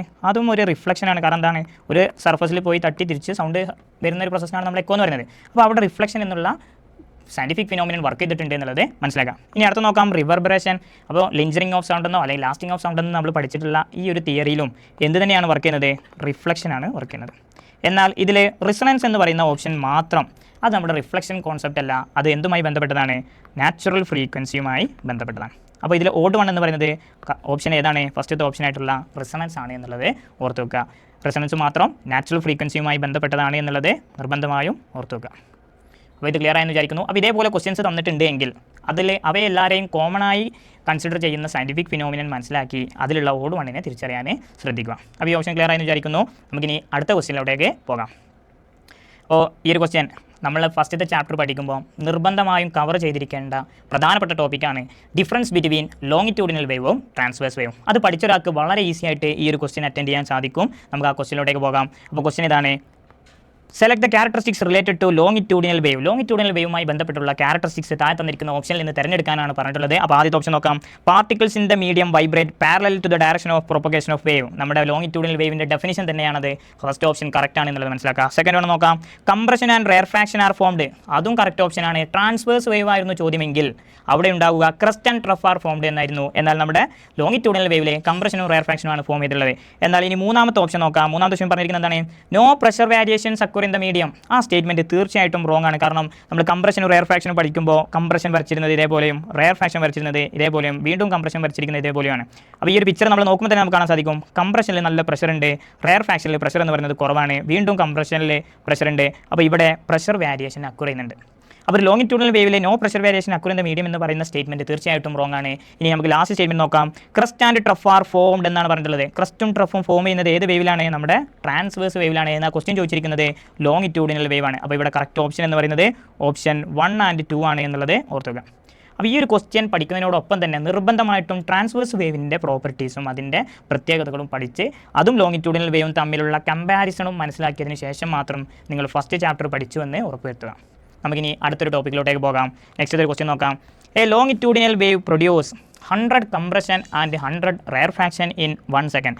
ഇനി ന്യൂമറിക്കൽ ക്വസ്റ്റ്യൻസ് ആണ് നമുക്ക് കിട്ടുന്നതെങ്കിൽ നിങ്ങളുടെ മൈൻഡിൽ ഓർമ്മ വേണം, തന്നിരിക്കുന്ന കോൺസെപ്റ്റുകൾ വളരെ ക്ലിയർ ആയിട്ട് നിങ്ങൾ സൈഡിൽ എഴുതി വെക്കുക. അപ്പോൾ ഇവിടെ നമുക്ക് തന്നിരിക്കുന്ന ഒരു കോൺസെപ്റ്റാണ് 100 കംപ്രഷൻ ഉണ്ട്, അതേപോലെ 100 റെയർഫ്രാക്ഷൻ ഉണ്ട്. ഇനി ഇവിടെ നമുക്ക് വേറെ വാല്യൂ കൂടി തന്നിട്ടുണ്ട്, ഇൻ 1 സെക്കൻഡ് എന്നാണ് പറഞ്ഞിട്ടുള്ളത്. അപ്പോൾ നമുക്ക് തന്നിരിക്കുന്നത് ടൈമാണ് 1 സെക്കൻഡ് എന്നും കിട്ടി. ഇനി ഇവിടെ ശ്രദ്ധിക്കുക, നമ്മളെ സൈക്കിൾ എന്നൊരു ടേം ഒരു കോൺസെപ്റ്റ് നമ്മൾ ഫസ്റ്റ് ചാപ്റ്ററിൽ പഠിച്ചിട്ടുണ്ട്. ഒരു കംപ്രഷനും അതേപോലെ ഒരു റെയർഫ്രാക്ഷനും കൂടി ചേരുന്നതാണ് ഒരു സൈക്കിൾ എന്ന് പറയുന്നത്. അപ്പോൾ ഈ ഒരു തിയറി നമുക്ക് അറിഞ്ഞിട്ടില്ല എങ്കിൽ ഈ ഒരു ക്വസ്റ്റ്യൻ ചെയ്യാൻ സാധിക്കില്ല. അപ്പോൾ നമുക്ക് എങ്ങനെ നോക്കാം? ഇവിടെ തന്നിട്ടുണ്ട് 100 കംപ്രഷൻ ആണ്. അങ്ങനെയാണെങ്കിൽ 100 കംപ്രഷൻ കൂട്ടണം 100 റെയർഫ്രാക്ഷൻ ചെയ്ത് കഴിഞ്ഞാൽ നമുക്ക് കിട്ടുന്നത് 200 അല്ല, നമുക്ക് അവിടെ കിട്ടുന്നതായിരിക്കും 100 സൈക്കിൾസ് ആയിരിക്കും. അപ്പോൾ ഇവിടെ സൈക്കിൾ എന്ന് റെപ്രസെൻറ്റ് ചെയ്യുന്നത് ആക്ച്വലി എന്താണ്? ഒരു ഓസിലേഷനാണ്. അപ്പോൾ 100 ഓസിലേഷൻസ് ആണ് ഇവിടെ എടുക്കുന്നത്. നമ്മുടെ ചോദ്യം ഇത്രയേ ഉള്ളൂ, what is the period of the wave? എന്താണ് ഈ വേവിൻ്റെ പീരീഡ് എന്ന് പറയുന്നത്? അപ്പോൾ പീരീഡ് കണ്ടുപിടിക്കണമെങ്കിൽ നമുക്കറിയാം T = 1/f എന്ന് പറയുന്നതാണ് നമ്മൾ പീരീഡ് കണ്ടുപിടിക്കാൻ ഉപയോഗിക്കുന്ന ഇക്വേഷൻ. അപ്പോൾ നമുക്ക് ടൈം പീരീഡ് കണ്ടുപിടിക്കണമെങ്കിൽ ഫ്രീക്വൻസി കിട്ടണം. പക്ഷേ ഫ്രീക്വൻസി എങ്ങനെയാണ് നമ്മൾ കണ്ടുപിടിക്കാൻ ആദ്യം അറിയണം. അപ്പോൾ ഫ്രീക്വൻസി കണ്ടുപിടിക്കാനുള്ള ഇക്വേഷനാണ് എന്തെന്ന് പറയുന്നത്? F = number of oscillation by time. അപ്പോൾ നമ്പർ ഓഫ് ഓസിലേഷൻ നമുക്ക് കിട്ടി 100, ടൈം എന്ന് പറയുന്നത് നമുക്ക് കിട്ടി 1 സെക്കൻഡ്. അത് നമ്മുടെ ക്വസ്റ്റ്യന് തന്നിട്ടുണ്ട്. അപ്പോൾ നമുക്ക് ഫ്രീക്വൻസി കിട്ടും 100 എന്ന് പറയുന്നത്.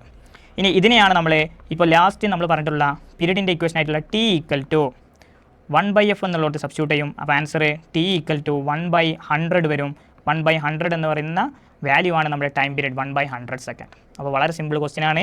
ആകെ ഓർമ്മയിൽ ഉണ്ടാവേണ്ട എത്രയേ ഉള്ളൂ, ഒരു കംപ്രഷനും ഒരു റെയർഫ്രാക്ഷനും കൂടി ചേർന്നാൽ അത് ഫോം ചെയ്യുന്നത് ഒരു സൈക്കിളാണെന്നും ഒരു സൈക്കിൾ റെപ്രസെൻറ്റ് ചെയ്യുന്നത് ഒരു ഓസിലേഷനെ ആണെന്നും ഓർക്കുക. പിന്നെ ഈ ഒരു ഇക്വേഷനിലേക്ക് ഇടുക. ഈ ഇക്വേഷനിൽ നിന്ന് കിട്ടുന്ന വാല്യൂ ആണ് ഫ്രീക്വൻസി. അപ്പോൾ 100 ഹേർട്സ് എന്ന് പറയുന്നതാണ് ഫ്രീക്വൻസി. ഈ 100 ഹേർട്സിനെ നമ്മൾ T = 1/f എന്ന് പറയുന്ന ടൈം പീരീഡ് കണ്ടുപിടിക്കുന്ന ഇക്വേഷനിൽ സബ്സ്റ്റിറ്റ്യൂട്ട് ചെയ്യുന്നു. അപ്പോൾ നമുക്ക് ആൻസർ 1/100 സെക്കൻഡ് കിട്ടും. അപ്പോൾ വളരെ സിമ്പിൾ ക്വസ്റ്റ്യൻ ആണ്. കംപ്രഷനും റെയർഫ്രാക്ഷനും കൂടി ചേർന്നാൽ സൈക്കിൾ ആകുക എന്നുള്ള റിലേഷൻ അറിഞ്ഞാൽ മാത്രം മതി. നമുക്കിനി അടുത്തൊരു ക്വസ്റ്റ്യനിലോട്ടേക്ക് പോകാം. വളരെ തിയററ്റിക്കൽ ആയിട്ടുള്ള ഒരു ക്വസ്റ്റ്യൻ ആണ്. Why are the ceilings in large halls curved? നമ്മൾ വലിയ വലിയ ഹാളിലോട്ട് പോകുമ്പോൾ അതിൻ്റെ ഹാൾസ് ഒക്കെ ഇതേപോലെ കർവ്ഡ് ആയിട്ട് നമ്മൾ കാണാറുണ്ട്. അത് എന്തിനാണ് അങ്ങനെ മേക്ക് ചെയ്യുന്നത് എന്നുള്ളതാണ്. അപ്പോൾ വളരെ സിമ്പിളായിട്ട് നമുക്ക് ജനറൽ ആയിട്ട് അതിൻ്റെ ആൻസർ ചെയ്താൻ സാധിക്കും. To spread the sound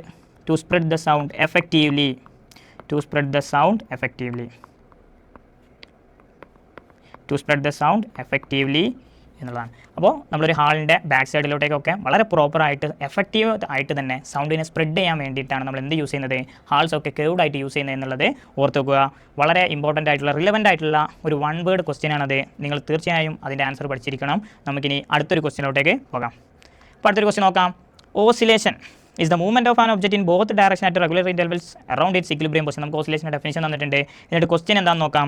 what is the maximum displacement from the equilibrium position to one side in the figure? അപ്പോൾ നമുക്കൊരു ഫിഗർ തന്നിട്ടുണ്ട്. എ അതേപോലെ O, B എന്ന് പറയുന്ന 3 പോയിന്റുകളും തന്നിട്ടുണ്ട്. അപ്പോൾ ഈ ഒരു ക്വസ്റ്റ്യൻ ചോദിക്കുന്ന ഇത്രയേ ഉള്ളൂ. എന്താണ് ഈ ക്വസ്റ്റ്യൻ ചോദിക്കുന്നത്? What is the maximum displacement from the equilibrium position to one side? അപ്പോൾ ഇപ്പോൾ ഇവിടെ തന്നിരിക്കുന്ന ക്വസ്റ്റ്യൻ എന്ന് പറയുന്നത് നമ്മുടെ ആംപ്ലിറ്റ്യൂഡ് എന്ന് പറയുന്ന കോൺസെപ്റ്റിൻ്റെ ഡെഫിനിഷനാണ്. അപ്പോൾ ഈ ഒരു ക്വസ്റ്റ്യൻ നമ്മൾ നോക്കുകയാണെങ്കിൽ ഇവിടെ ആംപ്ലിറ്റ്യൂഡ് എന്ന് പറയുന്നത് നമ്മുടെ ഇക്വിലിബ്രിയം പൊസിഷൻ ആയിട്ടുള്ള ഓയിൽ നിന്ന് ഒരു സൈഡിലോട്ടേക്കുള്ള മാക്സിമം ദൂരമാണ്. അപ്പോൾ ഇവിടെ നമ്മൾ ക്വസ്റ്റ്യനിൽ അത് അടയാളപ്പെടുത്തിയിട്ടുണ്ട് A എന്നതാണ്. അപ്പോൾ ഇതിൻ്റെ ആൻസർ എന്ന് പറയുന്നത് ആംപ്ലിറ്റ്യൂഡ് A ആണ് ഇതിൻ്റെ ആൻസർ. ഇനി അഥവാ നമ്മുടെ ക്വസ്റ്റ്യനിൽ ഇവിടെ ആംപ്ലിറ്റ്യൂഡിൻ്റെ പകരം നമുക്കൊരു വാല്യൂ തന്നു 20 മീറ്റർ ആണെന്ന് വിചാരിക്കുക. അപ്പോൾ ഈ ക്വസ്റ്റ്യനിൽ നമ്മുടെ ആൻസർ എന്ത് വരും? 20 മീറ്റർ എന്ന് വരും. അപ്പോൾ ഇക്വിലിബ്രിയം പൊസിഷനിൽ നിന്ന് ഒരു സൈഡിലോട്ടേക്കുള്ള മാക്സിമം ഡിസ്പ്ലേസ്മെൻറ്റിനാണ് നമ്മൾ എന്ത് പറയുക? ആംപ്ലിറ്റ്യൂഡ് എന്ന് പറയുക. ആംപ്ലിറ്റ്യൂഡ് എന്ന് പറയുന്ന വേർഡിന് പകരം അവർക്ക് അതിന് ഡെഫിനിഷൻ വെച്ച് നമ്മളോട് ചോദിക്കാം എന്നുള്ളതാണ് ഈ ക്വസ്റ്റ്യനിൽ നിന്ന് നമ്മൾ മനസ്സിലാക്കേണ്ടത്. അപ്പോൾ ഡെഫിനിഷൻ ചോദിച്ചിട്ട് കോൺസെപ്റ്റുകളെയും കണ്ടെത്താൻ പറയും, കോൺസെപ്റ്റ് ചോദിച്ചിട്ട് ഡെഫിനിഷൻ എഴുതാനും ചോദിക്കും. അതുകൊണ്ടാണ് നമ്മൾ തൊട്ടുമുമ്പ് ഡിസ്കസ് ചെയ്തിരുന്ന വേവ് ലെങ്ത് പറഞ്ഞപ്പോൾ ഞാൻ പറഞ്ഞിട്ടുണ്ട്, വേവ് ലെങ്ത്തിൻ്റെ 4 ഡെഫിനിഷൻസും നിങ്ങൾ നിർബന്ധമായും പഠിച്ചു വെക്കണം. കാരണം അതിൽ ഏതെങ്കിലും ഒരു ഡെഫിനിഷൻ ചോദിച്ചിട്ട് വേവ് ലെങ്ത്തിനെ കണ്ടുപിടിക്കാൻ ചോദിച്ചേക്കാം എന്നുള്ളത് ഓർമ്മയിലുണ്ടാകണം. നമുക്കിനി അടുത്തൊരു ക്വസ്റ്റ്യനിലേക്ക് കിടക്കാം. അപ്പോൾ അടുത്തൊരു ക്വസ്റ്റ്യൻ നോക്കാം. ഈ ഒരു പിക്ചർ കാണുമ്പോൾ തന്നെ നമുക്കറിയാം അത് ലോങ്ങിറ്റ്യൂഡിനൽ വേവിനെ റെപ്രസെൻറ്റ് ചെയ്യുന്ന ഒരു പിക്ചറാണ് എന്നുള്ളത്. ഇതിൽ first what type of wave does this figure indicate? കംപ്രഷനും റെയർഫ്രാക്ഷനും ഫോം ചെയ്യുന്നുണ്ടെങ്കിൽ അത് ഏത് വേവിനെയാണ് റെപ്രസെൻറ്റ് ചെയ്യുന്നത്? ലോങ്ങിറ്റ്യൂഡിനൽ വേവിനെയാണ് റെപ്രസെൻറ്റ് ചെയ്യുന്നത്. ഇനി നമുക്ക് സെക്കൻഡ് ക്വസ്റ്റ്യനിലോട്ടേക്ക് കിടക്കാം. Which of the following indicate the wave length of a wave? അപ്പോൾ നമ്മൾ ഒരു ട്രാൻസ്വേഴ്സ് വേവ് ആണെങ്കിൽ നമുക്കറിയാം ഒരു സൈക്കിൾ കംപ്ലീറ്റ് ചെയ്യുന്നതിന് നമ്മൾ വേവ് ലെങ്ത് എന്ന് പറയും. അതേപോലെ ഒരു ക്രസ്റ്റിൻ്റെയും ട്രഫിൻ്റെയും ഇടയിലുള്ള ഡിസ്റ്റൻസിന് നമ്മൾ ലാംഡ എന്ന് പറയും അല്ലേ. അപ്പോൾ ഇവിടെ ക്രസ്റ്റിൻ്റെയും ട്രഫിൻ്റെയും ഇടയിലുള്ള രണ്ട് ക്രസ്റ്റിൻ്റെ ഇടയിലുള്ള ഡിസ്റ്റൻസിന് നമ്മൾ ലാംഡ എന്ന് പറയും, 2 ട്രഫിൻ്റെ ഇടയിലുള്ള ഡിസ്റ്റൻസിന് നമ്മൾ ലാംഡ എന്ന് പറയും. അപ്പോൾ സിമിലർ പാറ്റേൺ തന്നെയാണ് നമ്മൾ ലോങ്ങിറ്റ്യൂഡൽ വേവിലും ലാംഡ അഥവാ വേവ് ലെങ്ത്തിനെ മനസ്സിലാക്കാൻ വേണ്ടി ഉപയോഗിക്കുന്നത്. അപ്പോൾ നോക്കാം, ഇവിടെ നമുക്ക് ഓപ്ഷൻ തന്നിട്ടുണ്ട് R1 to R2. അപ്പോൾ ഈ R1 to R2 എന്ന് പറയുന്നത് നോക്കാം, ഇതൊരു റെയർ ഫ്രാക്ഷനാണ്. സിമിലർലി ഇതും എന്താണ്, ഒരു റെയർ ഫ്രാക്ഷനാണ്. അപ്പോൾ 2 റെയർ ഫ്രാക്ഷൻ്റെ ഇടയിലുള്ള ഡിസ്റ്റൻസിനെ നമുക്ക് എന്തായിട്ട് കൺസിഡർ ചെയ്യാൻ സാധിക്കും, ലാംഡയായിട്ട് കൺസിഡർ ചെയ്യാൻ സാധിക്കും. ഇനി അതേപോലെ നമുക്ക് അടുത്ത ഓപ്ഷൻ നോക്കാം, C1 to R2. അപ്പോൾ C1 to R2 എന്ന് പറയുമ്പോൾ ഇവിടെ നിന്ന് തുടങ്ങി ഏകദേശം ഇവിടെ വരെ എത്തണം. അപ്പോൾ C1 to C2 ആയിരുന്നുവെങ്കിൽ അത് ലാംഡയാണ്. എന്നാൽ C1 to R2 എന്ന് പറയുമ്പോൾ അത് എന്തായാലും ലാംഡ അല്ല, കാരണം ലാംഡ എന്ന് പറയുന്ന ഡിസ്റ്റൻസിനേക്കാൾ കൂടുതൽ ഡിസ്റ്റൻസ് അത് മൂവ് ചെയ്തിട്ടുണ്ട്. ഇനി നമുക്ക് ഓപ്ഷൻ സി നോക്കാം, R2 to C3. R2 to C3 എന്ന് പറഞ്ഞു കഴിഞ്ഞാൽ ഒരു ഹാഫ് ഓസിലേഷൻ പോലും ആകുന്നില്ല, അതുകൊണ്ട് തന്നെ ഓപ്ഷൻ സിയും എന്താണ്, റോങ് ആണ്. ഇനി ലാസ്റ്റ് ഓപ്ഷൻ നോക്കാം, C1 to C3. C1 ഇവിടെയാണ്, C3 ഇവിടെയാണ്. അപ്പോൾ ഒന്നിലധികം കംപ്രഷനും റിഫ്രാക്ഷനും കടന്നു പോകുന്നുണ്ട്, അതുകൊണ്ട് തന്നെ ആ സ്റ്റേറ്റ്മെൻറ്റും റോങ് ആണ്. അപ്പോൾ ഇതിൽ കറക്റ്റ് ആൻസർ എന്ന് പറയുന്നത് നമ്മുടെ ഓപ്ഷൻ 1 ആണ്, R1 to R2. അപ്പോൾ ഇവിടെ മുതൽ ഇവിടം വരെയുള്ള ഡിസ്റ്റൻസ് എന്ന് പറയുന്നത് ലാംഡയാണ് അഥവാ വേവ് ലെങ്ത് ആണ്. അപ്പോൾ ഇതേപോലെ പിക്ചർ തന്നു കഴിഞ്ഞാൽ ഞാൻ നേരത്തെ പറഞ്ഞ പോലെ വേവ് ലെങ്ത്തിനെ കുറിച്ച് വ്യക്തമായ ഒരു ധാരണയുള്ള ആളുകൾക്ക് മാത്രമേ അതിൽ ആൻസറിലേക്ക് എത്താൻ സാധിക്കുകയുള്ളൂ. അപ്പോൾ 2 കംപ്രഷൻ്റെ ഇടയിലുള്ള ഡിസ്റ്റൻസും ലാംഡയാണ്, 2 റെയർ ഫ്രാക്ഷൻ്റെ ഇടയിലുള്ള ഡിസ്റ്റൻസും ലാംഡയാണ് അഥവാ വേവ് ലെങ്ത് ആണ് എന്നുള്ളത് ഓർത്തുക. ഇനി നമുക്ക് അടുത്തൊരു ക്വസ്റ്റ്യനിലോട്ടേക്ക് കിടക്കാം. ഈ ഒരു ക്വസ്റ്റ്യൻ ന്യൂമറിക്കൽ ക്വസ്റ്റ്യൻ ആണ്. എപ്പോഴും ന്യൂമറിക്കൽ ക്വസ്റ്റ്യൻസ് നിങ്ങൾ കാണുമ്പോൾ അതിൽ തന്നിരിക്കുന്ന വാല്യൂവിൻ്റെ താഴെ ജസ്റ്റ് ഒന്ന് ഇതേപോലെ അടയാളപ്പെടുത്തി വെക്കാം. അപ്പോൾ നമുക്ക് നോക്കാം, ഇവിടെ നമുക്ക് തന്നിരിക്കുന്നത് എന്തൊക്കെയാണെന്നുള്ളത് ഐഡൻറ്റിഫൈ ചെയ്യാം. അപ്പോൾ ഫസ്റ്റ് ക്വസ്റ്റ്യൻ ആണ്, how far does travel A wave with frequency of 2000 hertz and A wave length of 40 centimetre in 4 second. അപ്പോൾ നമുക്ക് തന്നിരിക്കുന്നത് ജസ്റ്റ് ഒന്ന് എടുത്ത് എഴുതാം. ഫ്രീക്വൻസി തന്നു 2000 ഹെർട്സ്. ഓക്കെ, ഇനി നമുക്ക് തന്നിട്ടുണ്ട് ലാംഡ വേവ് ലെങ്ത് തന്നു 40 സെൻറ്റിമീറ്റർ. ഇനി നമുക്ക് ടൈം തന്നിട്ടുണ്ട് 4 സെക്കൻഡ്. അപ്പോൾ നമ്മൾ തന്നിരിക്കുന്ന സാധനങ്ങളൊക്കെ വളരെ ഈസി ആയിട്ട് എടുത്ത് എഴുതിയിട്ടുണ്ട്. ഇനി നമ്മളോട് എന്താണ് കണ്ടുപിടിക്കാൻ പറയാൻ നോക്കാം, how far does travel A wave with a frequency of 2000 hertz and wave length 40 centimetre in 4 second. നമ്മളോട് കണ്ടുപിടിക്കാൻ പറഞ്ഞിരിക്കുന്നത് ഡിസ്റ്റൻസ് ആണ്.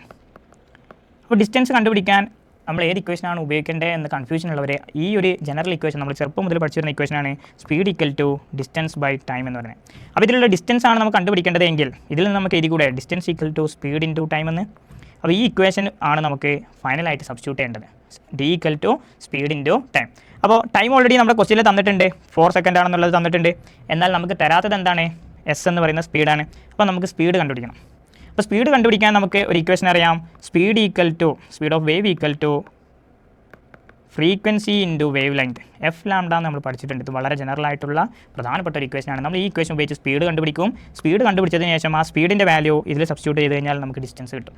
വളരെ സിമ്പിളാണ്, നമുക്ക് ചെയ്ത് നോക്കാം. അപ്പോൾ സ്പീഡ് ഓഫ് വേവ് കണ്ടുപിടിക്കുന്ന ഫ്രീക്വൻസി അറിയണം, അതേപോലെ ലാംഡ അറിയണം. അപ്പോൾ നമുക്ക് ഫ്രീക്വൻസി അറിയാൻ തന്നിട്ടുണ്ട്, ക്വസ്റ്റ്യനിൽ 2000 ആണ്.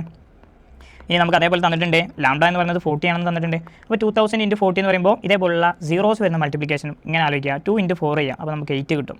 പിന്നെ എത്ര സീറോസ് ആണോ ബാക്കിയുള്ളത് ആ സീറോസ് അവിടെ ആഡ് ചെയ്യാം, 1 2 3 4. അപ്പോൾ നമുക്ക് സ്പീഡ് ഓഫ് വേവ് എന്ന് പറയുന്നത് ക്വസ്റ്റ്യനിൽ കിട്ടിയിട്ടുണ്ട്. ഇനി ഈ സ്പീഡ് ഓഫ് വേവിനെ നമ്മൾ എവിടെ സബ്സ്റ്റിറ്റ്യൂട്ട് ചെയ്താൽ മതി, ഈ ടൈമുമായിട്ട് സബ്സ്റ്റിറ്റ്യൂട്ട് ചെയ്താൽ മതി. അപ്പോൾ നമുക്ക് ഡിസ്റ്റൻസ് കിട്ടും. അപ്പോൾ ഡിസ്റ്റൻസ് ഈക്വൽ ടു സ്പീഡ് എത്രയാണ്, 80,000. അപ്പോൾ 80,000 ഇൻറ്റു ടൈം എന്ന് പറയുന്നത് 4 സെക്കൻഡ്. അപ്പോൾ നമുക്ക് 32,1000 ആൻസർ കിട്ടും. അപ്പോൾ നമ്മൾ കണ്ടുപിടിച്ചത് ഡിസ്റ്റൻസ് ആയതുകൊണ്ട് തന്നെ ഡിസ്റ്റൻസിൻ്റെ അറ്റ് ദി എൻഡ് നമ്മൾ എന്തിടണം, യൂണിറ്റ് മീറ്റർ ആയിട്ട് ഇടണം എന്നുള്ളത് ഓർത്തുക.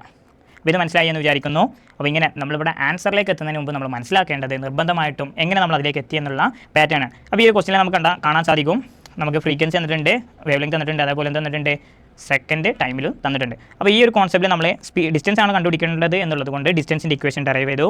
അതിൽ ഇല്ലാത്ത ഫാക്ടർ ബാക്കി തന്നിരിക്കുന്ന ക്വസ്റ്റ്യനിലെ ടേംസ് വെച്ച് നമ്മൾ കണ്ടുപിടിച്ചു. എഗെയിൻ അത് കണ്ടുപിടിച്ചതിന് ശേഷം നമ്മൾ ഇതേ ഇക്വേഷനിലേക്ക് തന്നെ കൊണ്ടുവന്നു സബ്സ്റ്റിറ്റ്യൂട്ട് ചെയ്തു എന്നുള്ളത് ഓർത്തുക. ഇനി നമുക്ക് അടുത്തൊരു ക്വസ്റ്റ്യനിലോട്ടേക്ക് കിടക്കാം. Which instrument is used to find the distance to an object under the sea? What are the waves used in this?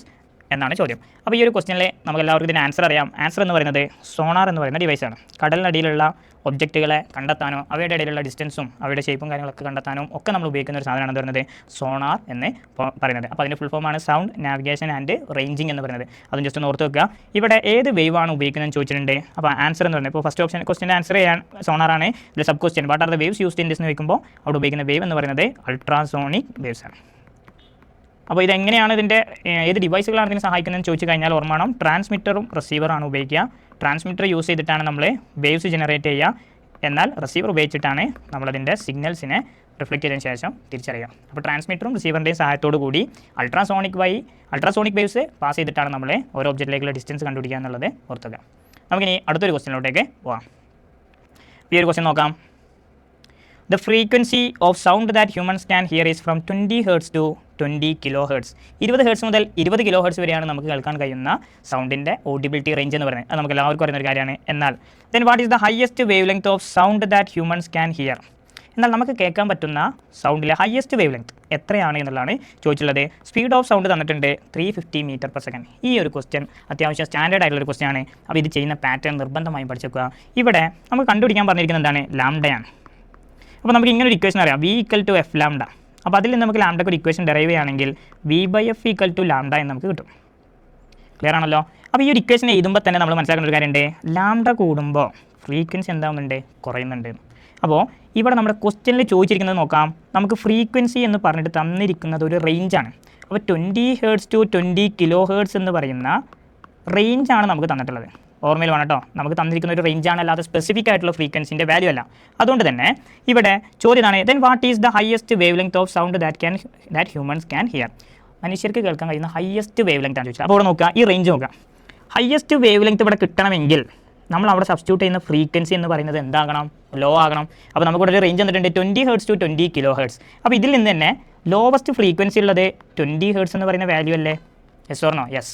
അതാണ് നമ്മൾ എവിടെ കൊണ്ടുപോയി സബ്സ്റ്റിറ്റ്യൂട്ട് ചെയ്യേണ്ടത്? ഈ കാണുന്ന ഇക്വേഷനിൽ സബ്സ്റ്റിറ്റ്യൂട്ട് ചെയ്യേണ്ടത്. അപ്പോൾ നമ്മൾ ലാംഡ = V/F എന്ന് പറയുന്ന ഇക്വേഷൻ സബ്സ്റ്റിറ്റ്യൂട്ട് ചെയ്യുമ്പോൾ ഓർമ്മയിൽ വേണം, V ക്വസ്റ്റ്യനിൽ തന്നിട്ടുണ്ട് 350 m/s. അപ്പോൾ ഞാൻ ആ 350 എഴുതി. ഇനി നമ്മുടെ ക്വസ്റ്റ്യനിൽ തന്നിട്ടുണ്ട് ഹയസ്റ്റ് വേവ് ലെങ്ത് ആണ് നമുക്ക് കിട്ടേണ്ടത് എങ്കിൽ നമ്മളവിടെ ഉപയോഗിക്കേണ്ട ഫ്രീക്വൻസി എന്ന് പറഞ്ഞാൽ എന്തായിരിക്കണം? ലോവസ്റ്റ് ആയിരിക്കണം. അപ്പോൾ ലോവസ്റ്റ് ഫ്രീക്വൻസി എന്ന് പറയുന്നത് എത്രയാണ്? 20 Hz ആണ്. അപ്പോൾ ഈ 0 ക്യാൻസൽ ചെയ്താൽ 35/2 എന്ന് പറയുന്നതിന് 17.5 മീറ്റർ നമുക്ക് കിട്ടും. അപ്പോൾ ചുരുക്കി പറഞ്ഞാൽ highest wave length of sound that humans can hear എന്ന് പറയുന്നത് 17.5 ആണ്. ഇനി അഥവാ നമ്മുടെ ക്വസ്റ്റ്യനിൽ ചോദിച്ചിരുന്നത് ഈ ഹയസ്റ്റിന് പകരം ലോവസ്റ്റ് എന്നായിരുന്നു എങ്കിൽ, അപ്പോൾ നോക്കണം, നമ്മുടെ ലാംഡ എന്ന് പറയുന്ന ഇവിടെ തന്നിരിക്കുന്ന വാല്യൂ നമുക്ക് എന്താവണം? ലോ ആകണം. ഇത് ലോ ആകണമെങ്കിൽ നമ്മളിവിടെ ഉപയോഗിക്കുന്ന ഫ്രീക്വൻസി എന്ന് പറയുന്നത് ഹൈ ആകണം. ആ ഒരു കേസിൽ നമ്മളിവിടെ ഹയസ്റ്റ് ഫ്രീക്വൻസി ഈ വാല്യൂ ആയിരിക്കും ഈ ഇക്വേഷനിൽ സബ്സ്റ്റിറ്റ്യൂട്ട് ചെയ്യാം. ക്ലിയർ ആണല്ലോ? അപ്പോൾ ഇതിൻ്റെ ആൻസർ എന്ന് പറയുന്നത് ലാംഡ = 7.5 മീറ്റർ. അപ്പോൾ ഇതാണ് ഹയസ്റ്റ് വേവ് ലെങ്ത് ഉള്ള സൗണ്ട് നമ്മൾ മനുഷ്യർക്ക് കേൾക്കാൻ സാധിക്കുക. ഇനി നമുക്ക് അടുത്തൊരു ക്വസ്റ്റ്യനിലോട്ടേക്ക് പോകാം. How is the image of organs formed in ultrasonography? അപ്പോൾ നമുക്കറിയാം, അൾട്രാസോണോഗ്രഫി എന്ന് പറയുന്നത് നമ്മുടെ മോഡേൺ മെഡിക്കൽ ട്രീറ്റ്മെൻറ്റിൻ്റെ പ്രധാനപ്പെട്ട ഒരു ഭാഗമാണ്. നമ്മുടെ ശരീരത്തിലുള്ള ഇൻറ്റേർണൽ ഓർഗൻസിന് എന്തെങ്കിലും തകരാറുകളോ അല്ലെങ്കിൽ എന്തെങ്കിലും ഡിഫോമിറ്റീസ് ഉണ്ടെങ്കിൽ അതിനെ കണ്ടുപിടിക്കാൻ ഉപയോഗിക്കുന്ന ഒരു ടെക്നോളജിയാണ് അൾട്രാസോണോഗ്രഫി. അപ്പോൾ എങ്ങനെയാണ് ഇമേജ് ഫോം ചെയ്യുന്നതെന്നുള്ളതാണ്. അപ്പോൾ സ്വാഭാവികമായിട്ടും നമ്മുടെ ഓർഗനിൽ എന്തെങ്കിലും ഒരു വാരിയിങ് ഡെൻസിറ്റി ഉണ്ട് എങ്കിൽ, വാരിയിങ് ഡെൻസിറ്റി എന്ന് പറഞ്ഞു കഴിഞ്ഞാൽ ചിലപ്പോൾ നമ്മുടെ ഇൻറ്റർണൽ ഓർഗൻസിൻ്റെ ഷേപ്പിലുണ്ടാകുന്ന ചേഞ്ച് ആവാം, അല്ലെങ്കിൽ അതിലുണ്ടാകുന്ന എന്തെങ്കിലും ഗ്രോത്ത് ആകാം. അങ്ങനെ എന്തെങ്കിലും ചേഞ്ച് ഉണ്ടെങ്കിൽ അതിനെ ജനറലായി പറയുന്ന ഒരു ടൈമാണ് വാരിയിങ് ഡെൻസിറ്റി. അപ്പോൾ ഈ വാരിയിങ് ഡെൻസിറ്റിയിൽ ഉണ്ടാകുന്ന ചേഞ്ചസിനെയാണ് അൾട്രാസോണോഗ്രഫിയിലൂടെ നമ്മൾ തിരിച്ചറിയാം. അപ്പോൾ it help to identify varying density in our internal organs and we can see that in picture. നമുക്കതിനെ പിക്ചറിലൂടെ കാണാനും സാധിക്കും എന്നുള്ളത് ഓർത്ത് വെക്കുക. അപ്പോൾ അൾട്രാസോണിക് വേവ്സ് യൂസ് ചെയ്തിട്ട് നമ്മുടെ ശരീരത്തിലുള്ള ഇൻറ്റേർണൽ ഓർഗൻസിൻ്റെ ഷേപ്പിലുണ്ടാകുന്ന വാരിയിങ് ഡെൻസിറ്റീസിനെയാണ് നമുക്ക് കാണിച്ചു തരിക. അതിലൂടെയാണ് നമ്മൾ ഇമേജ് ഓഫ് ഓർഗൻസിലെ പ്രശ്നങ്ങളും കാര്യങ്ങളൊക്കെ തിരിച്ചറിയുന്നത് എന്നുള്ളത് ഓർത്ത് വെക്കുക. ഇനി നമുക്ക് അടുത്തൊരു ക്വസ്റ്റ്യനിലോട്ടേക്ക് കിടക്കാം. നമുക്കിവിടെ ഒരു വേവ് തന്നിട്ടുണ്ട്. അപ്പോൾ വേവുമായി ബന്ധപ്പെട്ട ക്വസ്റ്റ്യനാണ്. ഈ ചാപ്റ്ററിൻ്റെ പേര് തന്നെ സൗണ്ട് വേവ് ആണ് എന്നുള്ളത് കൊണ്ട് തന്നെ വേവുമായി ബന്ധപ്പെട്ട ക്വസ്റ്റ്യൻസ് നിർബന്ധമായും ചോദിക്കും എന്നുള്ളത് നിങ്ങളുടെ മൈൻഡിൽ വേണം. അപ്പോൾ നമുക്ക് ആദ്യത്തെ ക്വസ്റ്റ്യൻ നോക്കാം. Graphic representation of a wave travelling at a speed of 3 m/s. അപ്പോൾ ഓൾറെഡി നമുക്ക് സ്പീഡ് ക്വസ്റ്റ്യൻ തന്നിട്ടുണ്ട് 3 m/s. ഇനി find the wave length, period and frequency. നമ്മളോട് കണ്ടുപിടിക്കാൻ പറയുന്നത് ഒന്ന് വേവ് ലെങ്ത് ആണ്, രണ്ടാമത് കണ്ടുപിടിക്കാൻ പറയുന്നത് പീരീഡും, മൂന്നാമത് കണ്ടുപിടിക്കാൻ പറയുന്നത് ഫ്രീക്വൻസിയാണ്. അപ്പോൾ വളരെ ഈസി ആയിട്ടുള്ള ക്വസ്റ്റ്യൻ ആണ്. ഫസ്റ്റ് നോക്കാം, വേവ് ലെങ്ത് കണ്ടുപിടിക്കാനാണ്. നോർമൽ കേസിൽ വേവ് ലെങ്ത്ത് നമ്മുടെ വേവ് ജനറലി സ്റ്റാർട്ട് ചെയ്യാം ഈ 0-ൽ നിന്ന് തുടങ്ങി ഇതേപോലെ എത്തി ഇവിടെയായിരുന്നു എൻഡ് ചെയ്യുന്നതെങ്കിൽ വളരെ ഈസി ആയിട്ട് നമുക്ക് വേവ് ലെങ്ത്ത് കിട്ടുമായിരുന്നു. അപ്പോൾ ഈ ഒരു കേസ് ഇവിടെ ഇങ്ങനെ തുടങ്ങിയിട്ട് ഇവിടെ ആയിരുന്നെങ്കിൽ നമുക്ക് 5 എന്ന് പറയാൻ പറ്റുമായിരുന്നു. പക്ഷേ ഈ ഒരു കേസിൽ നമ്മുടെ വേവ് തുടങ്ങുന്നത് ഈ ഒരു പോയിന്റിൽ നിന്നാണ്. അപ്പോൾ ഈ ഒരു പോയിന്റിൽ നിന്ന് തുടങ്ങുന്നതുകൊണ്ട് തന്നെ നമുക്ക് നേരത്തെ പോലെ കറക്റ്റ് പറയാൻ കുറച്ച് ബുദ്ധിമുട്ടുണ്ടാവും. അപ്പോൾ ഈ ഒരു കേസിൽ നിങ്ങൾ ആകെ ചെയ്യേണ്ട എത്രയേ ഉള്ളൂ, നമ്മുടെ ക്രസ്റ്റ് അടുത്തുള്ള 2 ക്രസ്റ്റുകൾ നോക്കാം. അപ്പോൾ ഈ ഒരു ക്രസ്റ്റിന് തൊട്ട് മുകളിലുള്ള വാല്യൂ നോക്കും. ഞാൻ ജസ്റ്റ് ഒരു ഡോട്ടലുമായി വരച്ചു. അപ്പോൾ ഇതാണ് നമ്മുടെ ഒരു ക്രസ്റ്റ്. ഇനി ഇവിടെ ഞാനൊരു ക്രസ്റ്റ് വരച്ചു. അപ്പോൾ നമുക്കറിയാം ലാംഡ അഥവാ വേവ് ലെങ്ത് എന്ന് പറയുന്നത് 2 ക്രസ്റ്റുകൾക്കിടയിലുള്ള ദൂരമാണ്. ഇനി ഈ 2 ക്രസ്റ്റുകൾക്കിടയിൽ നമുക്ക് തന്നിരിക്കുന്ന വാല്യൂസ് നോക്കാം. ഇവിടുത്തെ വാല്യൂ എന്ന് പറയുന്നത് 6ഉം ഇവിടുത്തെ വാല്യൂ എന്ന് പറയുന്നത് 2ഉമാണ്. അപ്പോൾ നമുക്ക് ലാംഡ കിട്ടാൻ ആകെ എത്രയേ പണിയുള്ളൂ, ലാംഡ ഈക്വൽ ടു ഇതിന് നമുക്ക് C2 എന്നും ഇതിന് നമുക്ക് C1 എന്നും പേര് കൊടുക്കാം. അപ്പോൾ നമ്മുടെ ക്രസ്റ്റ് C2 - C1 ചെയ്ത് കഴിഞ്ഞാൽ നമുക്ക് ആൻസർ കിട്ടി. എത്രയാണ് 6 - 2, ആൻസർ എന്ന് പറയുന്നത് 4 ആണ്. അപ്പോൾ നമ്മുടെ ലാംഡ എന്ന് പറയുന്ന വാല്യൂ ഒറ്റയ്ക്ക് കിട്ടി. അപ്പോൾ ജസ്റ്റ് ആ വാല്യൂസ് നോക്കുക, അതിനിടയിലുള്ള ഡിഫറൻസ് നോക്കി കഴിഞ്ഞാൽ നമുക്ക് വളരെ ഈസി ആയിട്ട് എന്താണ് ലാംഡ അഥവാ വേവ് ലെങ്ത് എന്നുള്ളത് കിട്ടും. അപ്പോൾ നമ്മളിപ്പോൾ ഇതിലുള്ള ഈ വേവ് ലെങ്ത് എന്ന് പറയുന്ന സംഭവം കണ്ടുപിടിച്ചു. ഇനി നമുക്ക് അടുത്ത ക്വസ്റ്റ്യനിൽ നോക്കാം. കണ്ടുപിടിക്കാൻ പറഞ്ഞിരിക്കുന്നത് പീരീഡാണ്. അപ്പോൾ പീരീഡ് കണ്ടുപിടിക്കാനുള്ള ഇക്വേഷനാണ് T = 1/f എന്ന് പറയുന്നത്. അപ്പോൾ നമുക്ക് പീരീഡ് കണ്ടുപിടിക്കണമെങ്കിൽ എന്ത് അറിയണം, T കണ്ടുപിടിക്കാൻ നമുക്ക് എന്തറിയണം, 1/f ഫ്രീക്വൻസി അറിയണം. ഇക്വേഷൻ ഒന്നും ഇങ്ങോട്ട് എഴുതാം, T = 1/f. അപ്പോൾ ആദ്യം നമുക്ക് ഫ്രീക്വൻസി കണ്ടുപിടിച്ചാൽ മാത്രമേ ടൈം പീരീഡ് ഇവിടെ കണ്ടുപിടിക്കാൻ പറ്റുള്ളൂ. അപ്പോൾ നമുക്ക് ഫ്രീക്വൻസി കണ്ടുപിടിക്കണമെങ്കിൽ കണ്ടുപിടിക്കാൻ നമുക്ക് വേറൊരു ഇക്വേഷൻ അറിയാം, ഫ്രീക്വൻസി V = f ലാംഡ ആണ് അല്ലേ. അതിൽ നിന്ന് നമുക്കറിയാം F = v/λ. അപ്പോൾ V നമ്മുടെ ക്വസ്റ്റ്യനിൽ ഓൾറെഡി തന്നിട്ടുണ്ട് 3 ആണെന്നും, ലാംഡ നമ്മുടെ ക്വസ്റ്റ്യനിൽ ഓൾറെഡി തന്നിട്ടുണ്ട്, നമ്മൾ കണ്ടുപിടിച്ചിട്ടുണ്ട്, ഇവിടെ നിന്ന് കണ്ടുപിടിച്ചാണ് 4 ആണെന്നും. അപ്പോൾ നമ്മൾ സബ്സ്റ്റിറ്റ്യൂട്ട് ചെയ്ത് കഴിഞ്ഞാൽ നമുക്ക് ഫ്രീക്വൻസി കിട്ടും 0.75 ഹേർട്സ് എന്ന് പറയുന്നൊരു വാല്യൂ കിട്ടും. അപ്പോൾ നമുക്ക് എന്ത് കിട്ടി, ഫ്രീക്വൻസിയും കിട്ടി.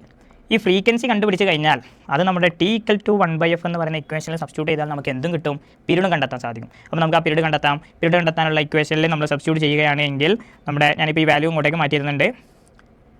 അപ്പോൾ നമ്മുടെ ഇക്വേഷനിൽ ഫ്രീക്വൻസി നമ്മൾ കണ്ടുപിടിച്ചതാണ്, ഫ്രീക്വൻസി നമ്മൾ കണ്ടുപിടിച്ചതാണ് 0.75 ഹേർട്സ് എന്ന് പറയുന്നത്.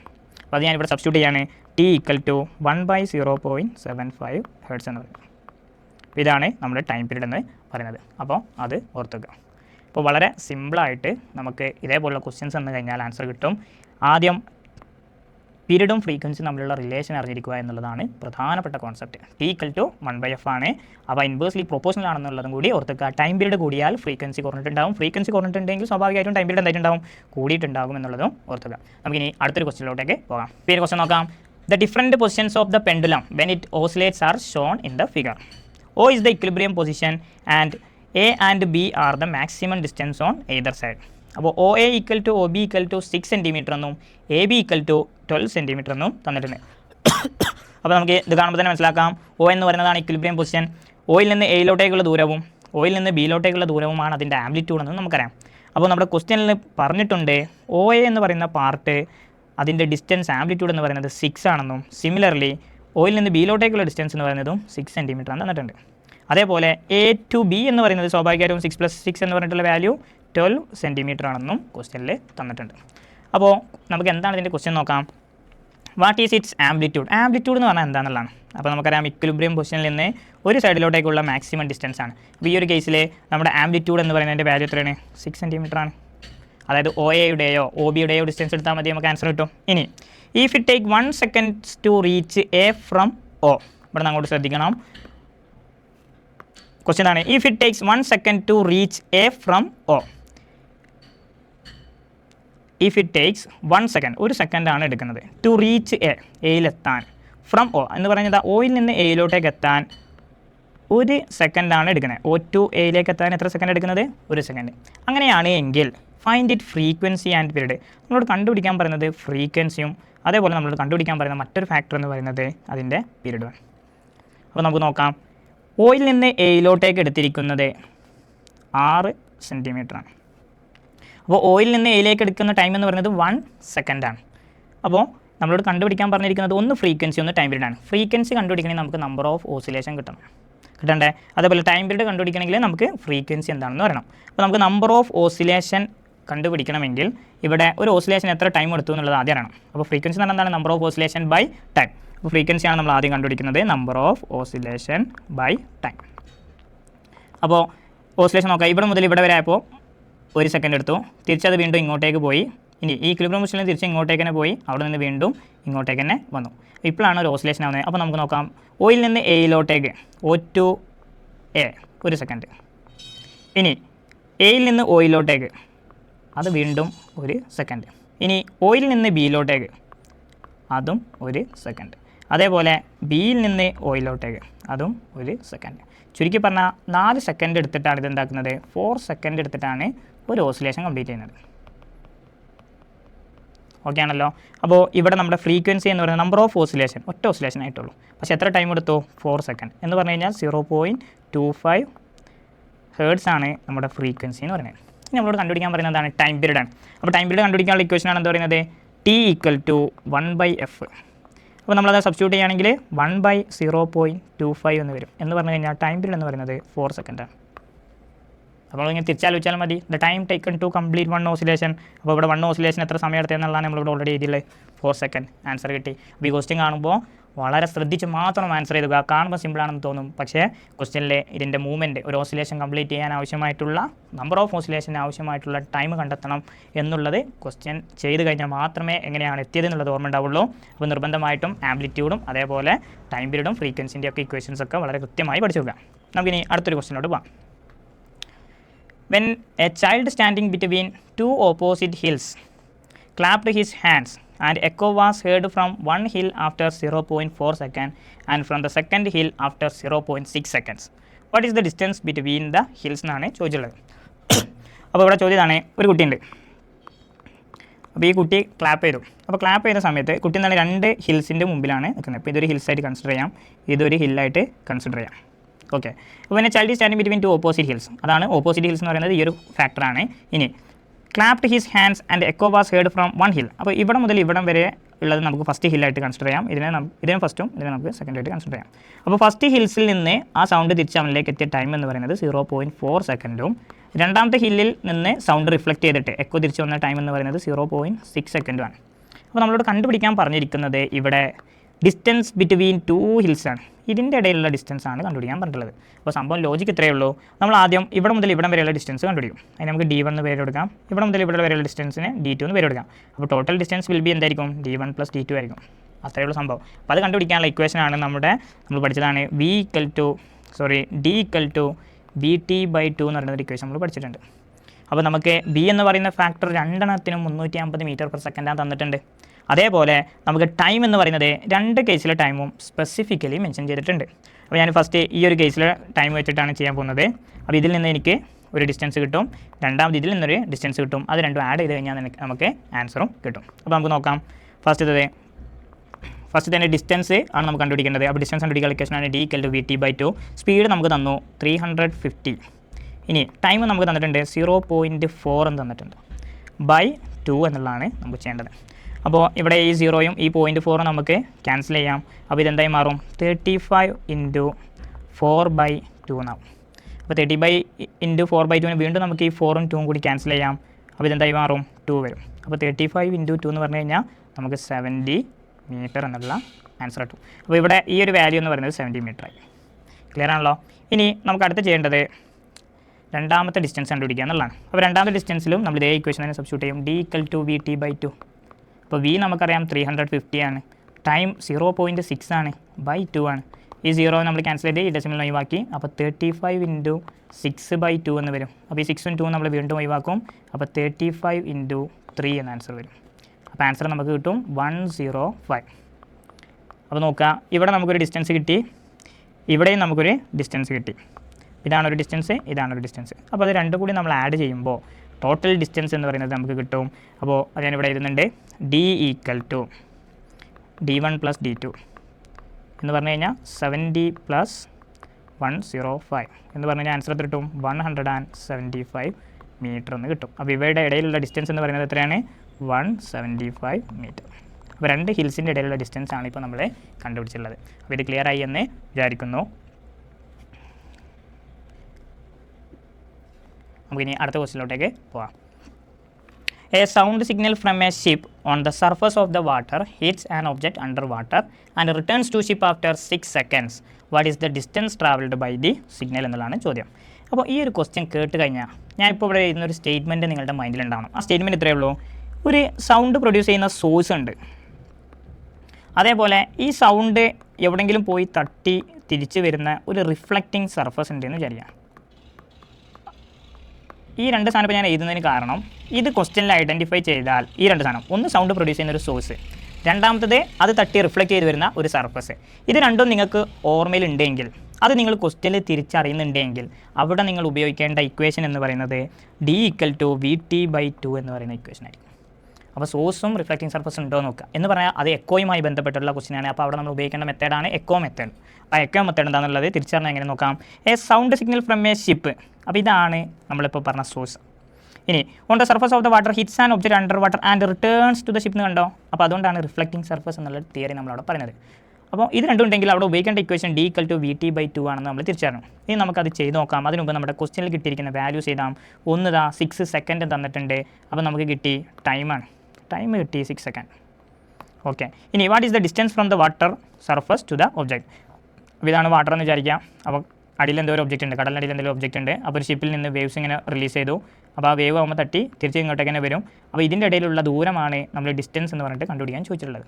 അപ്പോൾ ഇത് അപ്പ് ആൻഡ് ഡൗൺ ഉള്ളതുകൊണ്ട് ഇവിടുന്ന് വേവ് താഴോട്ടും വരുന്നുണ്ട്, അതുപോലെ ഇവിടുന്ന് മുകളിലോട്ടേക്കും വരുന്നുണ്ട് എന്നുള്ളത് കൊണ്ടാണ് നമ്മൾ D=VT/2 എന്ന് പറയുന്ന ഇക്വേഷൻ യൂസ് ചെയ്യുന്നത്. അപ്പോൾ നമ്മുടെ ക്വസ്റ്റ്യനിൽ നമുക്ക് തന്നിട്ടുണ്ട് സ്പീഡ് എന്ന് പറയുന്നത് 1500 മീറ്റർ/സെക്കൻഡ് ആണ്. അപ്പോൾ നോക്കണം, speed of sound in ocean തന്നിട്ടുണ്ട്. അപ്പോൾ ഓഷ്യൻ എന്ന് പറഞ്ഞു കഴിഞ്ഞാൽ എന്താണ്, സാൾട്ടി വാട്ടർ ആണ്. അപ്പോൾ അവിടെയുള്ള സ്പീഡ് 1480 മുതൽ 1500 എന്നൊക്കെ കാണാം. അപ്പോൾ നമ്മുടെ ക്വസ്റ്റ്യനിൽ എത്രയാണോ വാല്യൂ തന്നിട്ടുള്ളത് ആ വാല്യൂ ആണ് നിങ്ങൾ സബ്സ്റ്റിറ്റ്യൂട്ട് ചെയ്യേണ്ടത്. അപ്പോൾ നമ്മൾ ഇക്വേഷൻ ഇടുമ്പോൾ 1500 × 6/2 എന്ന് വരും.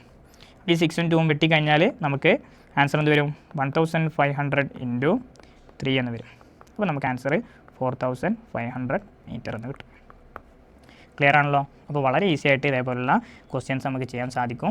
ഏത് ഇക്വേഷനാണ് യൂസ് ചെയ്യേണ്ടത് എന്ന് തിരിച്ചറിയേണ്ടത് മാത്രമേ ഉള്ളൂ. ഇനി നമുക്ക് അടുത്തൊരു ക്വസ്റ്റ്യനിലോട്ടേക്ക് പോകാം.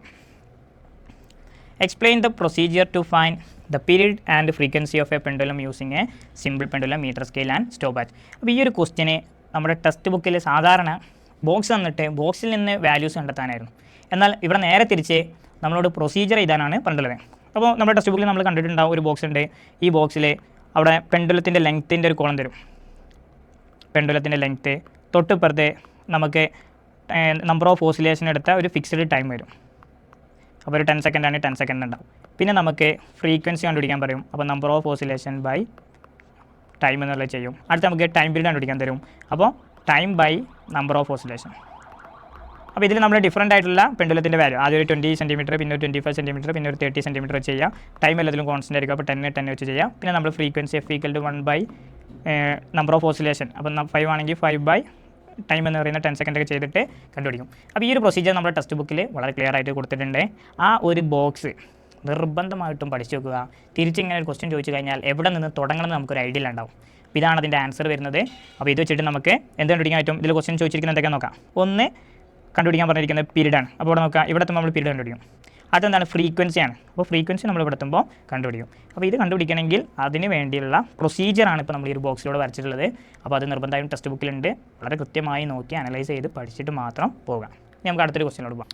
As a result of earth quake waves travel through the earth layers. അപ്പോൾ ഒരു എർത്ത് ക്വേക്ക് ഉണ്ടാകുമ്പോൾ സ്വാഭാവികമായിട്ട് അവിടെ ഒരു വേവ് ക്രിയേറ്റ് ചെയ്യുകയും ആ വേവ് നമ്മുടെ എർത്തിൻ്റെ ഡിഫറൻറ്റ് ലെയേഴ്സിലൂടെ ട്രാവൽ ചെയ്യുകയും ചെയ്യുന്നത് നമുക്കറിയാം. അപ്പോൾ ഇവിടെ ഫസ്റ്റത്തെ ക്വസ്റ്റ്യൻ നോക്കാം. What is the name of these wave. അപ്പോൾ ഈ വേവിൻ്റെ പേരാണ് സീസ്മിക് വേവ്സ്. ഇത് നമുക്ക് എല്ലാവർക്കും അറിയുന്ന ഒരു ക്വസ്റ്റ്യൻ ആണ്. അതിൻ്റെ ആൻസർ സീസ്മിക് വേവ്സ് എന്നുള്ളതാണ്.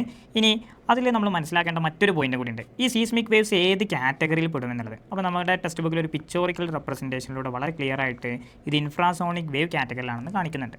ഇൻഫ്രാസോണിക് എന്ന് പറഞ്ഞു കഴിഞ്ഞാൽ എന്താണ്, 20 ഹേർട്സ് ഫ്രീക്വൻസി റേഞ്ചിന് ബിലോ ആയിട്ടുള്ള വേവുകൾക്കാണ് നമ്മൾ ഇൻഫ്രാസോണിക് എന്ന് പറയാം. അപ്പോൾ നമുക്ക് രണ്ടാമത്തെ ക്വസ്റ്റ്യൻ നോക്കാം. Which of the following organism can hear these wave എന്ന് വെച്ച് കഴിഞ്ഞാൽ സീസ്മിക് വേവ് വരുന്ന ഇൻഫ്രാസോണിക് കാറ്റഗറി കേൾക്കാൻ പറ്റുന്ന ഓർഗാനിസത്തിന് എക്സാമ്പിളാണ് ചോദിച്ചിട്ടുള്ളത്. അപ്പോൾ ഇവിടെ അതിൻ്റെ ആൻസർ എന്ന് വരുന്നത് പീജൻസ് ആണ്. ഞാൻ നേരത്തെ പറഞ്ഞ ടെക്സ്റ്റ് ബുക്കിൽ ആ പിക്ചറിൽ ഇതിൻ്റെ ആൻസർ ഉണ്ട്. അപ്പോൾ ആൻസർ പീജൻ ആണ്. ഇനി മൂന്നാമത്തെ ക്വസ്റ്റ്യനിലോട്ട് പോകാം. Name the scale use to determine the intensity of earthquake എന്ന് പറഞ്ഞാൽ ഇത്രയേ ഉള്ളൂ. എർത്ത് കേക്ക് മെഷർ ചെയ്യാൻ നമ്മൾ ഉപയോഗിക്കുന്ന സ്കെയിൽ ഏത് സ്കെയിലാണ് എന്നുള്ളതാണ്. അപ്പോൾ നമ്മൾ വളരെ ഈസി ആയിട്ട് ഓർത്ത് വെക്കാൻ പറ്റുന്ന ഒരു സ്കെയിലാണ് റിച്ചർ സ്കെയിൽ എന്ന് പറയുന്ന സ്കെയിൽ. അപ്പോൾ എപ്പോഴും ഓർമ്മയിൽ വേണം, നമ്മുടെ ടെക്സ്റ്റ് ബുക്കിലെ ഫസ്റ്റ് ചാപ്റ്ററിലെ ലാസ്റ്റ് ടോപ്പിക്കിൽ നിന്ന് ഒരുപാട് ക്വസ്റ്റ്യൻസ് പ്രീവിയസ് ആയിട്ടുള്ള പല മോഡൽ ക്വസ്റ്റ്യൻ പേപ്പറിലും കണ്ടിട്ടുണ്ട്. ആ ടോപ്പിക്ക് നിർബന്ധമായും നിങ്ങൾ പഠിക്കുക. ഈ ഒരു പാർട്ടിൽ നമ്മൾ എക്സ്ട്രാ പഠിക്കേണ്ട മറ്റൊരു പോയിന്റും കൂടി ഉണ്ട്. സീസ്മോളജി എന്ന് പറഞ്ഞിട്ടൊരു സംഭവമുണ്ട്. അപ്പോൾ സീസ്മോളജി എന്ന് പറഞ്ഞാൽ ഒന്നുമില്ല, നമ്മുടെ സീസ്മിക് വേവ്സിനെ കുറിച്ച് പഠിക്കുന്ന ബ്രാഞ്ചിനാണ് എന്ത് പറയുക, സീസ്മോളജി പറയാം. Branch of studying seismic waves. അപ്പോൾ സീസ്മിക് വേവ്സിനെ കുറിച്ച് പഠിക്കുന്ന ബ്രാഞ്ചിനാണ് നമ്മൾ എന്ത് പേര് പറയാം, സീസ്മോളജി. അപ്പോൾ അതുകൂടി ജസ്റ്റ് ഒന്ന് ഓർത്ത് വെക്കാം. ഇനി ഈ ഒരു പാർട്ടിൽ നിന്ന് സബ്ജക്റ്റീവായി ചോദിക്കുന്ന മറ്റൊരു ക്വസ്റ്റ്യൻ ഉണ്ട്. എർത്ത് കേക്ക് കാരണം സുനാമി ഉണ്ടാകുമ്പോൾ സുനാമിയിൽ നിന്ന് നമ്മൾ എങ്ങനെ രക്ഷപ്പെടാം എന്നുള്ളതിനെക്കുറിച്ച്. അപ്പോൾ അതിന് ജനറൽ ആയിട്ടുള്ള ആൻസറാണ് ലിസൺ ടു ഒഫീഷ്യൽസ് എന്ന് പറയുന്നതും, അതുപോലെ മൂവ് ടു ഹയർ ഗ്രൗണ്ട് എന്ന് പറയുന്നതും, അതേപോലെ സ്പ്രെഡ് അവയർനെസ് എന്നുള്ളതും, പ്രൊട്ടക്റ്റ് യുവർ സെൽഫ് എന്നുള്ള പോയിന്റുകൾ. അപ്പോൾ ഇത് വളരെ സബ്ജക്റ്റീവായിട്ടുള്ളൊരു ക്വസ്റ്റ്യൻ ആയതുകൊണ്ട് തന്നെ ആ ക്വസ്റ്റ്യൻസും ആ പോയിൻറ്റ്സും നിങ്ങൾ നിർബന്ധമായും ഓർത്ത് വെക്കുക. എക്സാമിന് ആ ക്വസ്റ്റ്യൻസ് കാണുമ്പോൾ വളരെ ഈസി ആയിട്ട് ഓർത്തെടുത്ത് എഴുതുകയും ചെയ്യുക. ഇനി നമുക്ക് അടുത്ത ഓസിലേഷനുമായി ബന്ധപ്പെട്ടുള്ള ഒരു ക്വസ്റ്റ്യനിലേക്ക് കടക്കാം. അപ്പോൾ ആ ഒരു ക്വസ്റ്റ്യൻ ശ്രദ്ധിക്കാം. ക്വസ്റ്റ്യൻ ആണ് a longitudinal wave takes 40 seconds to complete 120 vibration. അപ്പോൾ 40 സെക്കൻഡ് എടുത്ത് 120 വൈബ്രേഷൻ ഒരു ലോങ്ങിറ്റ്യൂഡിനൽ വേവ് കംപ്ലീറ്റ് ചെയ്യുന്നുണ്ട്. In this time the wave travel a distance of 960 metre എന്നും പറഞ്ഞിട്ടുണ്ട്. നമ്മളോട് കണ്ടുപിടിക്കാൻ പറയുന്നത് ഒന്ന് ഫ്രീക്വൻസിയും ഒന്ന് വേവ് ലെങ്ത്തും ഒന്ന് സ്പീഡ് ഓഫ് വേവ് ആണ്. അപ്പോൾ നമുക്ക് ഓരോന്ന് കണ്ടുപിടിച്ചിട്ട് നമുക്ക് ബി ക്വസ്റ്റ്യനിലൂടെ കിടക്കാം. അപ്പോൾ ആദ്യത്തെ ചോദ്യം ഫ്രീക്വൻസി കണ്ടുപിടിക്കാനാണ്. അപ്പോൾ ഫ്രീക്വൻസി കണ്ടുപിടിക്കാനുള്ള ഇക്വേഷൻ ആണ് എന്ത്? Number of oscillation by time എന്ന് പറയുന്നത്. അപ്പോൾ number of oscillation by time നമ്മൾ ചെയ്യുമ്പോൾ നമ്മുടെ ക്വസ്റ്റ്യനിൽ ഓൾറെഡി നമ്പർ ഓഫ് ഓസിലേഷൻ ഇവിടെ തന്നിട്ടുണ്ട്. എത്രയാണ്? 120 വൈബ്രേഷൻ എന്ന് പറയുന്നതാണ് നമ്പർ ഓഫ് ഓസിലേഷൻ. അപ്പോൾ നമുക്ക് 120 എന്നുള്ള വാല്യൂ കിട്ടി. ഇനി നമ്മുടെ ക്വസ്റ്റ്യനിൽ നമുക്ക് രണ്ടാമത് തന്നിരിക്കുന്ന ഒരു സാധനമാണ് എന്ന് പറയുന്നത് 40 സെക്കൻഡ് എന്ന് പറയുന്നത്. അതാണ് അവിടെ ടൈം. അപ്പോൾ നമുക്ക് 120/40 കിട്ടും. ഈ 0 ക്യാൻസൽ ചെയ്താൽ 12/4 വരും. അപ്പോൾ 3 ഹേർട്സ് എന്ന് പറയുന്നതാണ് നമ്മുടെ ഫ്രീക്വൻസി. അപ്പോൾ നമുക്ക് ഫ്രീക്വൻസി ഇവിടെ 3 ഹേർട്സ് എന്ന് കിട്ടി.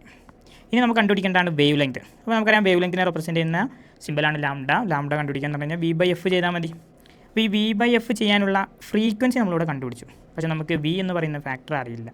അപ്പോൾ നമ്മൾ ആദ്യം V കണ്ടുപിടിക്കണം. അപ്പോൾ V കണ്ടുപിടിക്കാൻ നമുക്ക് പണ്ട് മുതലേ നമ്മൾ പഠിച്ചിട്ടുള്ള നമ്മൾ ഉപയോഗിക്കുന്ന ഒരു ഇക്വേഷൻ ആണ് എന്ത്? Speed equal to distance by time എന്ന് പറയുന്ന ഇക്വേഷൻ.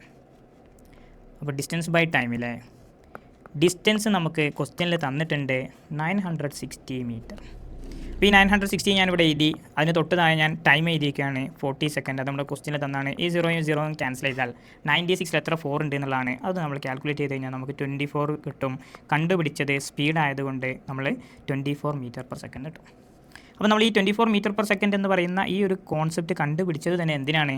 ഇവിടെ V എന്ന് പറയുന്ന കോൺസെപ്റ്റിൽ സബ്സ്റ്റിറ്റ്യൂട്ട് ചെയ്യാൻ വേണ്ടിയിട്ടാണ്. അപ്പോൾ നമുക്ക് ഈ ഒരു ഇക്വേഷൻ ഒന്ന് സബ്സ്റ്റിറ്റ്യൂട്ട് ചെയ്ത് നോക്കാം. നമ്മുടെ ഇക്വേഷനാണ് V equal to F lambda എന്ന് പറയുന്ന ഇക്വേഷൻ. അതിൽ നിന്ന് ലാംഡ ഈക്വൽ ടു നമ്മൾ V/F എന്ന് എഴുതി. V നമ്മളിപ്പോൾ കണ്ടുപിടിച്ചു 24 ആയിരുന്നു. ഫ്രീക്വൻസി നമ്മൾ തൊട്ട് മുമ്പ് കണ്ടുപിടിച്ചിരുന്നു 3 ആണ്. അപ്പോൾ ഇത് ചെയ്ത് കഴിഞ്ഞാൽ നമുക്ക് ആൻസർ 8 എന്ന് കിട്ടും. കണ്ടുപിടിച്ചത് ലാംഡ ആയതുകൊണ്ട് നമ്മളവിടെ മീറ്റർ എന്ന് കിട്ടും. വേവ് ലെങ്ത് ആയതുകൊണ്ട് മീറ്റർ എന്ന് കിട്ടും. അപ്പോൾ ഇവിടെ നോക്കാം. നമുക്ക് വേവ് ലെങ്ത് കിട്ടി 8 മീറ്റർ എന്ന് കിട്ടി. ഇനി നമുക്ക് കണ്ടുപിടിക്കേണ്ടതാണ് സ്പീഡ് ഓഫ് വേവ്. അപ്പോൾ സ്പീഡ് ഓഫ് വേവ് ഇവിടെ നമ്മൾ ഓൾറെഡി കണ്ടുപിടിച്ചിട്ടുണ്ട്. എത്രയാണ്? 24 മീറ്റർ പെർ സെക്കൻഡ്. ഇനി അടുത്തൊരു ക്വസ്റ്റ്യൻ ഉണ്ട്. ഈ ക്വസ്റ്റ്യൻ നല്ലോണം വായിച്ചതിന് ശേഷം മാത്രം എഴുതുക. കാണുമ്പോൾ സിമ്പിളായി തോന്നുമെങ്കിലും വളരെ ഡിഫറൻ്റ് ആയിട്ടുള്ള മെത്തേഡിലൂടെയാണ് നമ്മളത് ചെയ്യുന്നത്. അപ്പോൾ ക്വസ്റ്റ്യൻ ആണ് what will be the change in the wave length. Wave ലെങ്ത്തിൽ ഉണ്ടാകുന്ന ചേഞ്ച് എന്താണെന്നാണ് ചോദിച്ചിട്ടുള്ളത്. If the frequency is increased without changing the speed. അപ്പോൾ ഇങ്ങനെ ഒരു ചോദ്യം വന്നു കഴിഞ്ഞാൽ നിങ്ങൾ ആദ്യം ചെയ്യേണ്ടത് നമ്മുടെ ഇക്വേഷൻ എഴുതുക. P equal to F lambda. ഇനി ഇവിടെ ചോദ്യം നോക്കാം. What will be the change in the wave length. Wave ലെങ്ത്തിന് എന്ത് സംഭവിക്കുന്നു? If the frequency is increased without changing the speed. അപ്പോൾ അതിൽ നമ്മൾ ജസ്റ്റ് ഒന്ന് ഫ്രീക്വൻസിൻ്റെ ഇക്വേഷൻ എഴുതിയേക്കാം. അപ്പോൾ നമുക്ക് എന്ത് കിട്ടും? V/λ എന്ന് കിട്ടും. ഇതുവരെ എല്ലാവർക്കും ക്ലിയർ ആണെന്ന് എനിക്കറിയാം. ഇനി അങ്ങോട്ട് ശ്രദ്ധിക്കുക. ക്വസ്റ്റ്യനിൽ പറഞ്ഞിട്ടുണ്ട് ഫ്രീക്വൻസി ഈസ് ഇൻക്രീസ്ഡ് എന്ന് പറഞ്ഞിട്ടുണ്ട്. ഫ്രീക്വൻസി എന്ന് പറയുന്ന സാധനത്തിന് നമ്മൾ എന്താക്കിയിട്ട് ഇൻക്രീസ് ചെയ്തിട്ടുണ്ട്. അപ്പോൾ ഇവിടെ ഫ്രീക്വൻസി ഇൻക്രീസ് ചെയ്യുകയാണെങ്കിൽ നോക്കണം, ഫ്രീക്വൻസി ഇൻക്രീസ് ചെയ്യാണ്. ആ സമയത്ത് ലാംഡയ്ക്ക് എന്ത് സംഭവിക്കും? നമുക്കറിയാം ഇവിടെ ഇത് ഇൻവേഴ്സ്ലി പ്രൊപ്പോർഷണൽ ആണല്ലോ. അപ്പോൾ ഫ്രീക്വൻസി ഇൻക്രീസ് ചെയ്യുന്നുണ്ടെങ്കിൽ അതിനർത്ഥം എന്താണ്? ലാംഡ ഡിക്രീസ് ചെയ്യുന്നുണ്ട്. അപ്പോൾ what will be the change in wave length എന്നുള്ളതാണ് ക്വസ്റ്റ്യൻ. അപ്പോൾ ചേഞ്ച് ഇൻ വേവ് ലെങ്ത് എന്ന് പറയുന്നത് എന്താണ്? ഡിക്രീസ് ചെയ്യും. അപ്പോൾ ചേഞ്ച് ഇൻ വേവ് ലെങ്ത് എന്ന് പറയുന്നത് എന്തായി? ഡിക്രീസ്ഡ് ആയി. അപ്പോൾ നമ്മൾ ആൻസർ കിട്ടി. ഈ കേസിലെ ആൻസർ എന്ന് പറയുന്നത് ലാംഡ ഡിക്രീസസ്.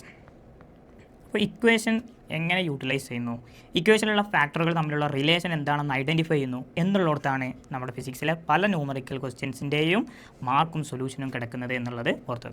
ഇനി നമുക്ക് അടുത്തൊരു ക്വസ്റ്റ്യനിലോട്ടേക്ക് കിടക്കാം. അടുത്തൊരു ക്വസ്റ്റ്യനാണ് വേവ് എന്നുള്ളൊരു ക്വസ്റ്റ്യൻ. എപ്പോഴും നിങ്ങളുടെ മൈൻഡിൽ ഓർമ്മ വേണം, വലിയ പിക്ചറുകൾ തരുമ്പോൾ, വലിയ ക്വസ്റ്റ്യൻസ് വരുമ്പോൾ അതിൽ കണ്ടുപിടിക്കാനുള്ളത് വളരെ കുറഞ്ഞ കാര്യങ്ങളായിരിക്കും. അപ്പോൾ പിക്ചറിൻ്റെ സൈസ്, ക്വസ്റ്റ്യൻ്റെ സൈസൊന്നും നിങ്ങളുടെ ഒബ്ജക്റ്റീവായിട്ടുള്ള ആൻസർ കണ്ടെത്തുക എന്നുള്ള നിങ്ങളുടെ റിക്വയർമെൻറ്റ് തടസ്സപ്പെടരുത്. അപ്പോൾ നമുക്ക് ഇതിലുള്ളൊരു ക്വസ്റ്റ്യൻസ് നോക്കാം. The graphical representation of the motion of wave A and wave B are given. അപ്പോൾ നമുക്ക് രണ്ട് വേവ് ഉണ്ട്. ഒരു വേവാണ് എ വേവ്, രണ്ടാമത്തെ വേവാണ് B wave. Are given if the distance from O to A is 120 metre. എന്ന് പറഞ്ഞു കഴിഞ്ഞാൽ ഇതാണ് ഒ, ഇതാണ് എ. അപ്പോൾ ഒയിൽ നിന്ന് എയിലേക്കുള്ള ദൂരം എന്ന് പറയുന്നത് രണ്ട് കേസിലും 120 മീറ്ററാണ്, 120 മീറ്ററാണ്. അങ്ങനെയാണെങ്കിൽ the time taken to travel is 0.3 second. അപ്പോൾ ഓർമ്മയിൽ വേണം, ഡിസ്റ്റൻസ് എന്ന് പറയുന്നത് സെയിം, അതേപോലെ ടൈം എന്ന് പറയുന്നതും സെയിം ആണ് എങ്കിൽ അതിനർത്ഥം എന്താണ്? നമ്മുടെ സ്പീഡ് എന്ന് പറയുന്നത് ഡിസ്റ്റൻസ് ബൈ ടൈം ആണല്ലോ. അപ്പോൾ ഡിസ്റ്റൻസ് 120. ഇപ്പോൾ ഞാൻ എ കേസാണ് ചെയ്യുന്നതെന്ന് വിചാരിക്കാം, സ്പീഡ് ഓഫ് എ ആണ് ചെയ്യുന്നതെന്ന് വിചാരിക്കാം, വേവ് എ ആണെന്ന് വിചാരിക്കാം. അപ്പോൾ 120/0.3. ഇനി നമ്മളിപ്പോൾ രണ്ടാമത്തെ സ്പീഡ് ഓഫ് ബി ആണ് ചെയ്യുന്നതെന്ന് വിചാരിക്കാം. സ്പീഡ് ഓഫ് ബി ചെയ്യുകയാണെങ്കിലും എന്താണ് സംഭവിക്കുന്നത്? 120/0.3 തന്നെയാണ് ചെയ്യുക. എന്ന് പറഞ്ഞു കഴിഞ്ഞാൽ അതിനർത്ഥം എന്താണ്? Calculate the speed of the wave. ഇത് രണ്ടും ചെയ്ത് കഴിഞ്ഞാൽ നമുക്ക് കിട്ടുന്ന ആൻസർ എന്ന് പറയുന്നത് സെയിം തന്നെയാണ് എന്നുള്ളത് ഓർത്തുക. അപ്പോൾ ഫസ്റ്റത്തെ കേസിൽ കാൽക്കുലേറ്റ് ദ സ്പീഡ് ഓഫ് വേവിൽ സ്പീഡ് വിൽ ബി സെയിം. രണ്ടിൻ്റെയും സ്പീഡ് എന്ന് പറയുന്നത് എന്താണ്? സെയിം ആണ്. Speed will be same. അപ്പോൾ 120/0.3 എന്ന് പറയുന്നതാണ് അതിൻ്റെ സ്പീഡ് എന്നുള്ളത് ഓർത്ത് വെക്കുക. ഇനി നമുക്ക് രണ്ടാമത്തെ ക്വസ്റ്റ്യനിലോട്ടേക്ക് കിടക്കാം. രണ്ടാമത്തെ ക്വസ്റ്റ്യൻ ചോദിക്കുന്നത് find the frequency of each wave. ഓരോ വേവിൻ്റെയും ഫ്രീക്വൻസി കണ്ടുപിടിക്കണം. അപ്പോൾ ഫ്രീക്വൻസി കണ്ടുപിടിക്കാൻ ആകെ എത്രയേ ഉള്ളൂ? Number of oscillation by time ചെയ്താൽ മതി. അപ്പോൾ നമ്പർ ഓഫ് ഓസിലേഷൻ്റെ എണ്ണം നമ്മുടെ ക്വസ്റ്റ്യനിൽ തന്നിട്ടില്ല എങ്കിൽ കൂടി നമ്മുടെ പിക്ചറിൽ അത് തന്നിട്ടുണ്ട്. അപ്പോൾ നമ്മൾ പിക്ചറിലുള്ള ഓസിലേഷൻ്റെ എണ്ണം കൗണ്ട് ചെയ്യുക തന്നെ വേണം. അപ്പോൾ നമുക്ക് ആദ്യത്തെ ഫിഗർ എൻ്റെ കൗണ്ട് ചെയ്യാം. ഇവിടെ നോക്കാം. ഇവിടെ മുതൽ ഇവിടെ വരെ എത്തുന്നത് ഒരു ഓസിലേഷൻ. വീണ്ടും ഇവിടെ മുതൽ ഇവിടം വരെ എത്തുന്നത് രണ്ടാമത്തെ ഓസിലേഷൻ. ഇവിടെ മുതൽ ഇവിടം വരെ എത്തുന്നത് മൂന്നാമത്തെ ഓസിലേഷൻ. അപ്പോൾ ഫസ്റ്റത്തെ കേസിൽ ആകെ 3 ഓസിലേഷനാണുള്ളത്.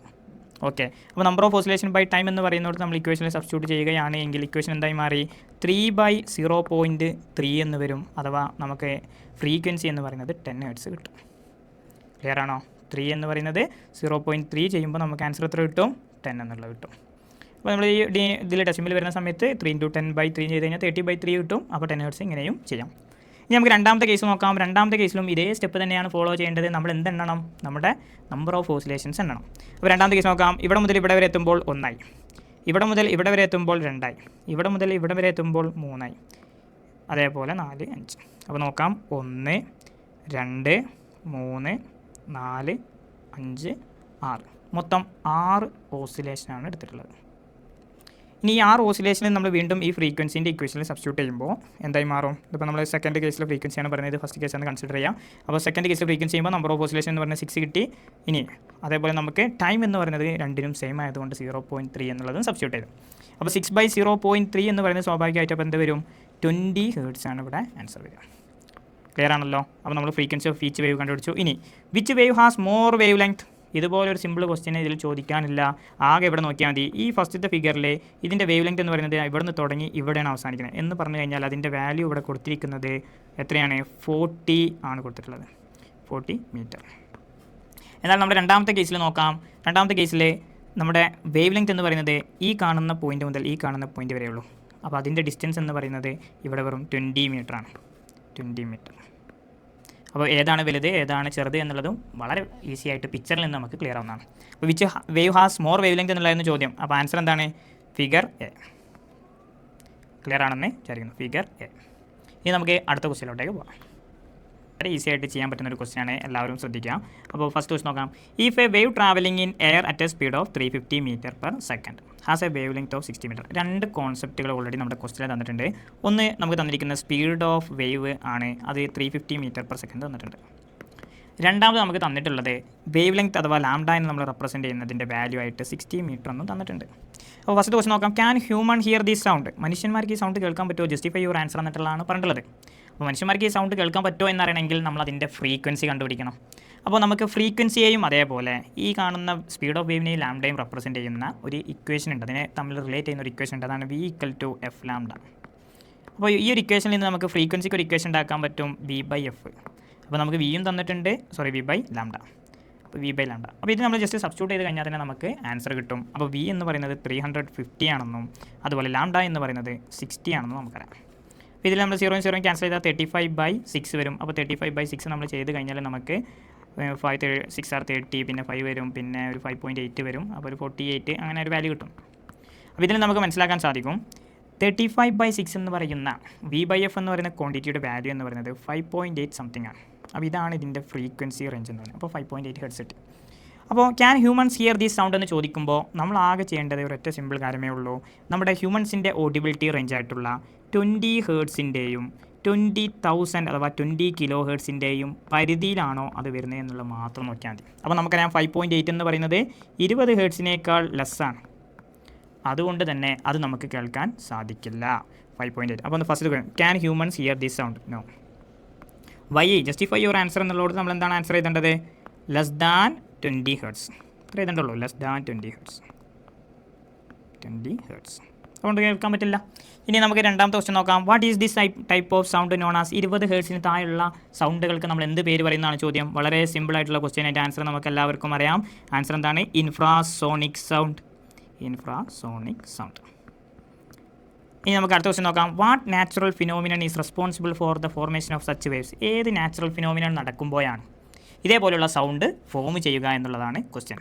അപ്പോൾ നമ്മൾ പഠിച്ചതാണ് സീസ്മിക് വേവ് എന്ന് പറയുന്ന വേവ് ഫോം ചെയ്യുന്ന നാച്ചുറൽ ഫിനോമിനൻ എന്ന് പറയുന്നത് എന്താണ്? എർത്ത്.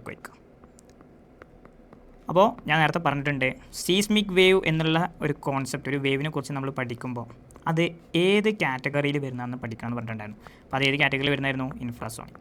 അപ്പോൾ ഇവിടെ നമ്മൾ ഇൻഫ്രാസോണിക്കിനെ കുറിച്ചല്ലേ ചർച്ച ചെയ്യുന്നത്. അപ്പോൾ അതുണ്ടാകുന്ന നാച്ചുറൽ ഫിനോമിനൻ ഏതാണെന്ന് ചോദിച്ചു കഴിഞ്ഞാൽ ആൻസർ എർത്ത് ക്വേക്കാണ്. ആൻസർ എന്താണ്? Earthquake. ഇനി നമുക്ക് അടുത്ത ക്വസ്റ്റ്യനിലോട്ടേക്ക് കിടക്കാം. Earthquakes, volcanic eruption, massive explosions etcetera cause terrible disasters, ഇതൊക്കെ വലിയ വലിയ ദുരന്തങ്ങൾ ഉണ്ടാക്കുന്നുണ്ട് എന്നാണ് പറഞ്ഞിട്ടുള്ളത്. അപ്പോൾ അതിലുള്ള ഫസ്റ്റ് ക്വസ്റ്റ്യൻ നോക്കാം. What is the name of waves formed as a result of this phenomena? ഇതുണ്ടാകുന്ന വേവിൻ്റെ പേരെന്താണെന്നുള്ളത്. What is the name of waves formed as a result of this phenomena? അപ്പോൾ ഈ നാച്ചുറൽ ഫിനോമിനൻസ് കാരണം ഉണ്ടാകുന്ന വേവിന് നമ്മൾ എന്ത് പേര് പറയുന്നതാണ്? അപ്പോൾ അവിടെ ആൻസർ ചെയ്തേണ്ടത് സീസ്മിക് വേവ്സ് ആണ്. അപ്പോൾ എർത്ത് ക്വേക്ക് എന്ന് കണ്ടാൽ തന്നെ നിങ്ങൾ മനസ്സിലാക്കുക സീസ്മിക് വേവ് ആയിരിക്കും. സീസ്മിക് വേവ്സിനെ കുറിച്ച് പഠിക്കുന്ന കോൺസെപ്റ്റ് സീസ്മോളജി എന്ന് പറയും. സീസ്മിക് വേവ്സ് മെഷർ ചെയ്യുന്നതിന് യൂസ് ചെയ്യുന്ന സ്കെയിലായിട്ട് നമ്മൾ റിച്ചർ സ്കെയിലും പറയും. ഇനി സെക്കൻഡ് ക്വസ്റ്റ്യൻ ഏതാണ്? What is the scale use to determine the intensity of an earthquake? നമ്മളിപ്പോൾ തൊട്ടുമ്പ് പറഞ്ഞിട്ടുള്ളൂ റിച്ചർ സ്കെയിൽ. ഈ ഒരു പാർട്ട് വളരെ ഇമ്പോർട്ടൻ്റ് ആണ്. ഏറ്റവും ഈസിയുള്ള പാർട്ടും ഈ ഒരു പാർട്ടാണ്. നമ്മുടെ ഫസ്റ്റ് ചാപ്റ്ററിലെ ലാസ്റ്റ് പോർഷൻ. നിർബന്ധമായിട്ടും ആ പേജ് നിങ്ങൾ കവർ ചെയ്ത് പോവുക. നിങ്ങൾക്ക് ഉറപ്പ് തരുന്നു നിങ്ങൾക്കത് നഷ്ടമാവില്ല. ഇനി നമുക്ക് ലാസ്റ്റ് ക്വസ്റ്റ്യനിലോട്ട് പോവാം. What measures can be taken to protect against tsunamis? Tsunami വന്നു കഴിഞ്ഞാൽ എങ്ങനെ നമ്മൾ സ്വയം സംരക്ഷിക്കുന്നത്? ഏതൊരു ഫിസിക്സിലെ ക്വസ്റ്റ്യൻ പേപ്പർ എടുത്ത് നോക്കിയാലും ഒരു 3 മാർക്കിൻ്റെ ക്വസ്റ്റ്യൻസ് വളരെ സബ്ജക്റ്റീവായിട്ട് ചോദിക്കാറുണ്ട്. അത് ചാപ്റ്ററിനനുസരിച്ച് ഡിഫറൻ്റ് ആയിരിക്കും. അപ്പോൾ അതിന് ചോദിക്കാവുന്ന പ്രധാനപ്പെട്ട കുറേ ടോപ്പിക്കുകളിൽ ഒന്നാണ് എനർജി ക്രൈസിസ്, രണ്ടാമത്തതാണ് ഇതേപോലെ സുനാമി വന്നു കഴിഞ്ഞാൽ എന്ത് ചെയ്യാൻ പറ്റും, മൂന്നാമത്തതാണ് നമ്മുടെ കാർബൺ ഫുട് പ്രിൻറ്റ്. ഇതേപോലെയുള്ള പാർട്ട് വളരെ തിയറിയാണ്, വളരെ തിയററ്റിക്കലാണ്, വളരെ ഈസി ആയിട്ട് നമുക്ക് ക്യാച്ച് ചെയ്യാൻ പറ്റുന്നതാണ്. അതുകൊണ്ട് തന്നെ നിർബന്ധമായും ആ പോർഷൻസ് നിങ്ങൾ പഠിച്ച് കവർ ചെയ്ത് പോവുക. നമുക്ക് വളരെ ഈസി ആയിട്ട് മാർക്ക് സ്കോർ ചെയ്യാൻ പറ്റുന്ന ഒരു ഭാഗമാണ്. ഇനി ഒരു ചോദ്യം നോക്കാം. What measures can be taken to protect against tsunamis? അപ്പോൾ ഞാൻ 2-3 പോയിന്റ്സ് ചെയ്തുതരാം. മൂവ് ടു ഹയർ ഗ്രൗണ്ട്, അതായത് കുറച്ചും കൂടി ഉയരമുള്ള സ്ഥലങ്ങളിലേക്ക് പോകാം. Move to higher grounds. ഇനി അടുത്തൊരു പോയിൻ്റാണ് listen to officials. Very important. അധികാരികൾ പറയുന്നത് കേൾക്കുക. Listen to officials. ഇനി അടുത്തൊരു പോയിൻ്റാണ് സ്പ്രെഡ് അവയർനെസ്. നമുക്ക് എന്തെങ്കിലും അപകട സാധ്യതകളൊക്കെ അറിയുന്നുണ്ടെങ്കിൽ ഒറ്റ കൂടി രക്ഷപ്പെടുന്നതിന് പകരം നമ്മുടെ ബാക്കിയുള്ളവരിലേക്കൊക്കെ ഈ അറിവ് എത്തിക്കുക എന്നുള്ളതാണ്. ഇനി നാലാമതൊരു പോയിൻ്റ് കൂടി ഉണ്ട്. Carry only what you can carry എന്ന് പറഞ്ഞു കഴിഞ്ഞാൽ എന്താണ്? നമുക്ക് കൊണ്ടുപോകാൻ, നമുക്ക് ചുമക്കാൻ പറ്റുന്നത് മാത്രമേ നിങ്ങൾ ഇതേപോലെ ഒരു അപകടം വന്ന് ഓടി രക്ഷപ്പെടുന്ന സമയത്ത് എടുക്കാൻ പാടുള്ളൂ. Carry only what you can carry. ഇത് ഓർത്ത് വെക്കുക. ഇനി അടുത്തൊരു ക്വസ്റ്റ്യൻ നോക്കാം. നമ്മുടെ ടെക്സ്റ്റ് ബുക്കിൽ നമ്മൾ ഈ ഒരു പിക്ചർ ഒരുപാട് തവണ കണ്ടതാണ്. ഇതിൽ ഫസ്റ്റ് നോക്കാം. ഇഫ് എ ഹാക്സോ ബ്ലേഡ്, ഇതൊക്കെ ബ്ലേഡുകളാണ്. നമ്മൾ ഹാക്സോ ബ്ലേഡ്, ആക്ഷൻ ബ്ലേഡ് എന്ന് പറയുന്ന ആ സാധനമാണ് ഈ ഹാക്സോ ബ്ലേഡ് എന്ന് പറയുന്നത്. A is tapped. ഈ എ എന്ന് പറയുന്ന ഹാക്സോ ബ്ലേഡിനെ നമ്മൾ ടാപ്പ് ചെയ്യാന്ന് പറഞ്ഞു കഴിഞ്ഞാൽ അതിനെ വൈബ്രേറ്റ് ചെയ്യിക്കുന്നു. With a finger which hacksaw blade or blades will vibrate എന്ന് ചോദിച്ചിട്ടുള്ളത് only A vibrate. A vibrate ചെയ്താൽ എ മാത്രമാണോ അങ്ങോട്ടും ഇങ്ങോട്ടും വൈബ്രേറ്റ് ചെയ്യുക എന്നുള്ളതാണ് ചോദ്യം. Or blades A C and E will vibrate. എയും സിയും ഇയും മാത്രമാണോ വൈബ്രേറ്റ് ചെയ്യുക എന്നുള്ളതാണ് ചോദ്യം. അല്ലെങ്കിൽ ബ്ലേഡ് ബി ഡി എഫ് മാത്രമാണോ വൈബ്രേറ്റ് ചെയ്യുക എന്നുള്ളതാണ് ചോദ്യം. അല്ലെങ്കിൽ അവസാനത്ത് നോക്കാം ഓൾ ബ്ലേഡ്സ് വൈബ്രേറ്റ്. അപ്പോൾ ഓർമ്മയിൽ വേണം, ഇവിടെ ഈ കാണുന്ന എ എന്ന് പറയുന്ന പാർട്ടിനെ നമ്മൾ വൈബ്രേറ്റ് ചെയ്യിക്കുമ്പോൾ ഇതിലുള്ള എല്ലാ ബ്ലേഡും എയും ബിയും സിയും ഡിയും ഇയും എഫും ഒക്കെ വൈബ്രേറ്റ് ചെയ്യും. കാരണം അവ കംപ്ലീറ്റ്ലി സ്ട്രക്ചേർഡ് ആയിരിക്കുന്നത് ഒരൊറ്റ ഫേസിലാണ്. അപ്പോൾ ഇവിടെ ഇപ്പോൾ വൈബ്രേറ്റ് ചെയ്യുന്നതിന് കാരണം എന്താ? അപ്പോൾ ഇതിൻ്റെ ഫസ്റ്റത്തെ ഓപ്ഷൻ എന്താണ്? All blades will vibrate. ഇനി നമുക്ക് രണ്ടാമത്തെ ക്വസ്റ്റ്യൻ നോക്കാം. Which blade will vibrate at the highest frequency?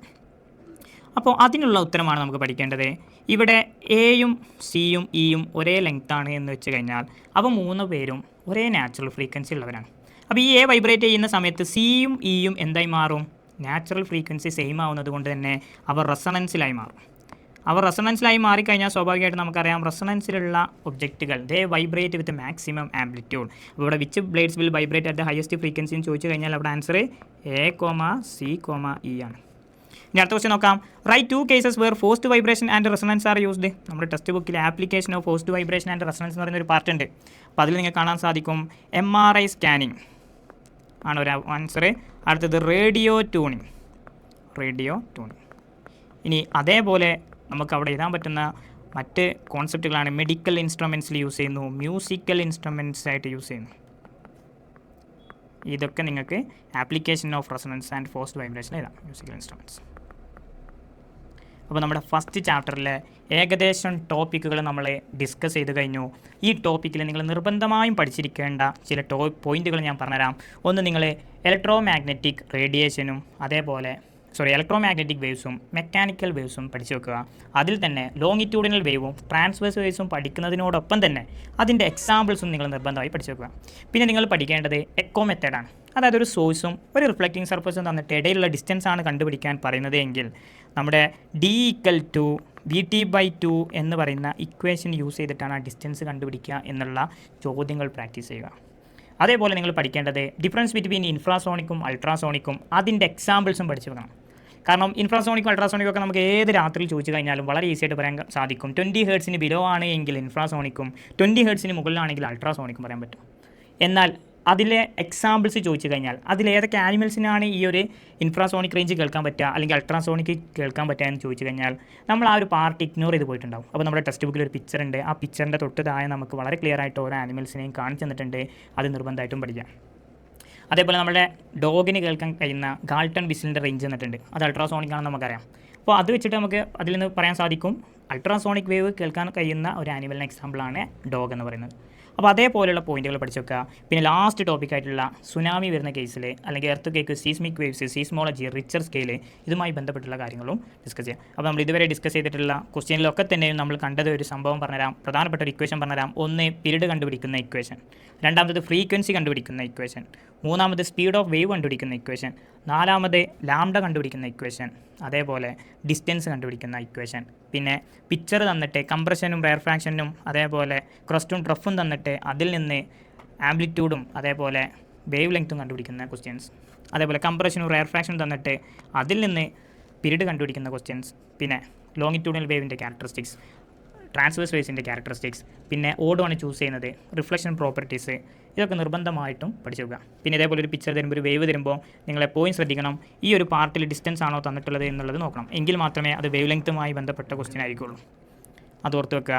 ഇനി പിന്നെ നിങ്ങൾ പഠിച്ചു വെക്കേണ്ടത് ഈ ഒരു ക്വസ്റ്റ്യനിൽ നമുക്ക് wave length 4 definition of wave ലെങ്ത്തിനെയും ഇതിൽ വരക്കാനും കൂടി നിങ്ങൾ പഠിച്ചു വെക്കുക. അപ്പോൾ നമ്മുടെ ടെക്സ്റ്റ് ബുക്കിൽ അതിൻ്റെ പിക്ചർ തന്നിട്ടുണ്ട്. ആ പിക്ചർ നിങ്ങൾ നിർബന്ധമായിട്ടും പഠിച്ചു വെക്കണം.